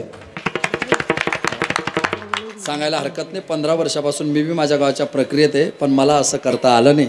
पण हे पाहिल्यानंतर पुन्हा हे गाव पाहण्याकरता मी तुम्हाला शब्द देतो, मी पुन्हा येईल. नाही, फक्त गाव पाहायला येईल. हो, आम्ही तर बोललो की येतोच. म्हणून अतिशय सुबक पद्धतीने गाव इतकं सुंदर तयार केलं आणि मनातून आनंद वाटला की महाराष्ट्रात आपण गावाचा नंबर मिळवला. तुम्ही 3ऱ्या क्रमांकावरून 1ल्या क्रमांकापर्यंत तुमचा प्रवास व्हावा, याही गावकऱ्यांना शुभेच्छा. तुम्ही खाली बसलेले आणि आम्ही उभे राहिलेले, आपली जात कोणती असो पण गावागावात सगळ्या जातीचे लोक भावाभावासारखे प्रेमाने नांदले पाहिजे. हा खऱ्या अर्थाने वारकऱ्याचा समरसतेचा मंत्र. आपण सगळे आदरणीय योगेश दादा इलग यांचा आग्रह होता, त्या निमित्ताने आपल्या पुढे मला पोहोचता आलं. नाथ ब्रह्मवादक आदरणीय मुकुंदजी महाराज असतील, आदरणीय विजयजी महाराज, आदरणीय चिंतामणजी महाराज आणि वारकरी संप्रदायाचं सगळं वैभव आपल्या सगळ्यांना सर्व काळ सर्व पद्धतीच्या सर्व शुभेच्छा. ज्ञानेश्वर माऊली, ज्ञानराज माऊली तुकाराम, विठ्ठल जय जय विठ्ठल. आ बोलिलेले पुरे वेडे वापुडे उतरे. क्षमा अपराध महाराज तुम्ही हा नाही उच्चारे राजेकार मे आपला. क्षमा अपराध महाराज तुका मन ज्ञानेश्वर राखा पायापैकी करा. क्षमा अपराध महाराज तुम्ही ज्ञानदेव तुकाराम. देव तुकाराम.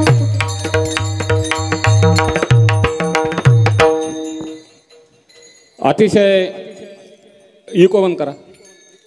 शोकाकुल परिस्थितीमध्ये उपस्थित असलेले सर्व सानप कुटुंबाचे नातेवाईक आप्तेष्ट, आवाज नका करू. उपस्थित सर्व ग्रामस्थ, शोकाकुल बंधू आणि भगिनींनो, सुरुवातीला पहलगाम या ठिकाणी आणि ऑपरेशन सिंधू आणि तदनंतर हिंदू धर्मासाठी ज्यांनी आपल्या प्राणाचं बलिदान दिलं त्या सर्वांना तमाम हिंदू बांधवांच्या वतीनं, संपूर्ण हिंदुस्थानियांच्या वतीनं आदरांजली व्यक्त करणं हे प्रत्येक भारतीयांचं आद्य कर्तव्य समजतो. त्या न्यायाने त्यांच्या पवित्र चरणावर विनम्र अभिवादन या ठिकाणी करतो. जे जे असेल प्रारब्धी तेन चुके कर्म कधी या न्यायाने 5 वर्षापूर्वी वैकुंठवासी रितेश रामनाथ सानप यांचं या ठिकाणी दुःखद असं निधन झालं आणि त्यावेळेचा जर प्रसंग संपूर्ण ग्रामस्थांना आणि नातेवाईकांना आजही आठवला तर त्यांची माता, पिता, बंधू आणि बहीण आणि आमच्या सर्व नातेवाईकांच्या डोळ्यातून अश्रू अनावर झाल्याशिवाय राहत नाही. त्यावेळेला नाशिकपासून तर दिल्लीपर्यंत सगळ्या यंत्रणा हलवून आपण सर्वांनी सरकारी इतमामात अंत्यसंस्कार केले. आज रामनाथनं शून्यातून विश्व निर्माण केलं. खऱ्या अर्थानं असं म्हणतात की लहरों से डरकर नौका पार नहीं होती, कोशिश करने वालों की कभी हार नहीं होती. शूर आम्ही सरदार, आम्हाला काय कुणाची भीती, लढून मरावं मरून जगावं हेच आम्हाला ठावं. शूर आम्ही सरदार, आम्हाला काय कुणाची भीती. मोडायचं पण वाकायचं नाही. जे करायचं ते देशासाठी, जे करायचं ते समाजासाठी, जे करायचं ते धर्मासाठी, हे ब्रीद वाक्य घेऊन खऱ्या अर्थानं देशाला अन्न पुरवठा करणारा अन्नदाता आणि देशाच्या सीमेवर रात्र डोळ्यात अखंड तेल घालून भारत मातेची सेवा करणारे ते जवान स्वर्गीय लाल बहादूर शास्त्रींना म्हणावं लागलं, जय जवान जय किसान. या न्यायाने हा वीर जवान दुःखद अंतःकरणानं जरी किंवा दुर्घटनेनंतर या ठिकाणी शहीद झाला असेल तर त्यांच्या पश्चामध्ये त्याचा मुलगा आरुष, 1-2च वर्षे लग्नाला झाले होते, एक 7-8 महिन्याचा मुलगा होता. आणि खऱ्या अर्थानं लंकावहिनी असेल किंवा रामनाथ दादा असेल, या कुटुंबाला धन्यवाद देणे तेवढं थोडं आहे. समाधान हा पोलीस दलामध्ये देश सेवा करतो, रितेश हा सैनिकांमध्ये देशाची सेवा करत असताना या ठिकाणी दुर्घटनेनंतर त्याचा अंत झाला. खऱ्या अर्थानं आज या देशाला चारण्याचं काम जे कोणी करत असेल तर ते अखंड 24 तास डोळ्यामध्ये तेल घालून देशाच्या सीमेवर धर्मासाठी रक्षण करणारे आपले जवान आजही संपूर्ण हिंदुस्थानमध्ये मोदींचा जो जय जयकार केला जातो त्याला धर्मनिष्ठ म्हणतात. त्या महात्म्याला खऱ्या अर्थानं तमाम हिंदू बांधवांच्या वतीनं मोदींच्या चरणावर नतमस्तक होणं हे प्रत्येक हिंदुस्थानियांचं मी आद्य कर्तव्य समजतो. त्या जवानांना जे शहीद झाले असेल त्यांना आणि पहलगाम या ठिकाणी फक्त हिंदू म्हणून मारले गेले असेल त्या सर्वांच्या चरणावर प्रत्येक हिंदुस्थानियांच्या वतीनं विनम्र अभिवादन करणं हे प्रत्येक हिंदुस्थानियांचं कर्तव्य समजतो. आणि सर्वांच्या वतीनं आदरभाव रितेच्या चरणावर या ठिकाणी व्यक्त करतो. या ठिकाणी या मंदिरामध्ये जे गणपतीची आणि त्या ठिकाणी हनुमानाची जी मूर्ती आहे या स्वतः रामनाथ दादाने दिलेल्या आहे. एक वारकरी संप्रदायाचा आधार म्हणून या ठिकाणी तो या गावामध्ये काम करतो. वारकरी संप्रदायाला मानणारा आहे. तुका म्हणे एका मरणीची सरे उत्तमची उरे कीर्ती मागे, याने रीतीची कीर्ती मागे उरेल. त्यानिमित्ताने दरवर्षी सालाबादप्रमाणे या ठिकाणी पुण्यस्मरण साजरं करायचं. आज 5वं पुण्यस्मरण. महाराष्ट्रातील ज्येष्ठ श्रेष्ठ आणि वारकरी संप्रदाय आणि धर्माचे प्रचारक आणि प्रसारक हरिभक्त परायण ज्ञानेश्वरजी महाराज जळकेकर माऊली यांनी या ठिकाणी बीज भाजून केलेला ही आम्हा जन्म मरण नाही, अतिशय समर्पक या ठिकाणी अभंग घेतला. महाराजांनाही दुःखद अंतकरणानं या सन परिवाराच्या वतीनं त्यांचा आदर व्यक्त करून त्यांना या ठिकाणी धन्यवाद देतो. आणि यानंतर त्रोटक शब्दामध्ये या गावचे थोर सुपुत्र सन्माननीय राजेंद्र सानप सर यांना विनंती करतो या ठिकाणी रितेशला आदरांजली समर्पित करावी. तुम्ही चला नंतर द्या. उपस्थित शोकाकुल बंधू भगिनी, या ठिकाणी आज बरोबर 5 वर्षापूर्वी माझा पुतण्या या ठिकाणी वीर जवान रितेश याचा करुण अंत अपघाती असा त्याचा त्या ठिकाणी दुर्दैवी असा मृत्यू झाला. मी तर म्हणेन की अतिशय हालाकीच्या परिस्थितीत, सरांनी सांगितल्याप्रमाणे अतिशय हालाकीच्या परिस्थितीत या लंकावहिनी असेल किंवा रामनाथ दादा असेल, मी लहानपणापासून यांचा संघर्ष बघत आलेलो आहे. अतिशय झोपडीवाजा घर होतं सुरुवातीला, नंतर त्यांनी जी प्रगती केली आज सगळ्यांसाठी खूप ती आदर्श उरत आहे. त्याचप्रमाणे या ठिकाणी समाधान पोलीस दलात आहे. या पूर्ण कुटुंबानं देशसेवेचं एक व्रत घेतलेलं आहे. अतिशय चांगलं असं सगळ्या गोष्टी चालल्या असताना अचानक या ठिकाणी काळाने घाला घातला आणि रितेशचं आपल्यातून अतिशय दुर्दैवी असं या ठिकाणी त्याच्या जाण्यानं प्रचंड असा नुकसान या कुटुंबाचं झालं. देशाच्या सेवेबद्दल सरांनी सांगितलं की देशसेवा ही ईश्वर सेवे इतकी श्रेष्ठ असते आणि म्हणून देशसेवेत रत असलेला हा वीर जवान आपल्यातून जाणं हे सगळ्यांसाठी काळजाला चटका लावून जाणार आहे. मी आपल्या संपूर्ण गावाच्या वतीनं, आमच्या बंधन फाउंडेशनच्या वतीनं, तसेच आपल्या सर्वांच्या वतीनं रितेशला भावपूर्ण अशी आदरांजली व्यक्त करतो. महाराजांनी आपल्या या कार्यक्रमाच्या निमित्तानं जी सेवा दिली त्याबद्दल मी ग्रामस्थांच्या वतीनं त्यांचा हार्दिक असा आभार मानतो.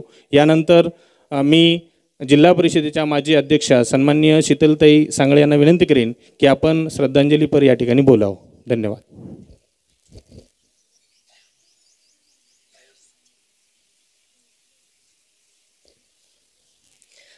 वीर जवान कैलासवासी रितेश सानप आज आपल्यामध्ये जवळपास 5 वर्ष झाले आपल्यामधनं जाऊन.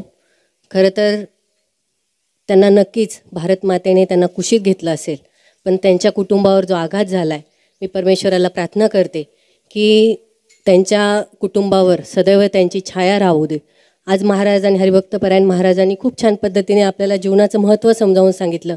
आपण जीवन कसं जगलं पाहिजे, आपला धर्म कसा सांभाळला पाहिजे. आपण जाता जाता एवढं जरी घेतलं, आपल्या प्रत्येक माऊलीने, आपल्या प्रत्येक बांधवाने जर आपल्या पुढच्या पिढीला जर असे संस्कार दिले, नक्कीच ही चांगली गोष्ट आपल्या देशासाठी होईल. आज आपल्या पेहलगावामध्ये आपल्याला सगळ्यांना माहिती आहे की कसे आपले वीर जवान आपल्यामधनं गेलेले आहेत.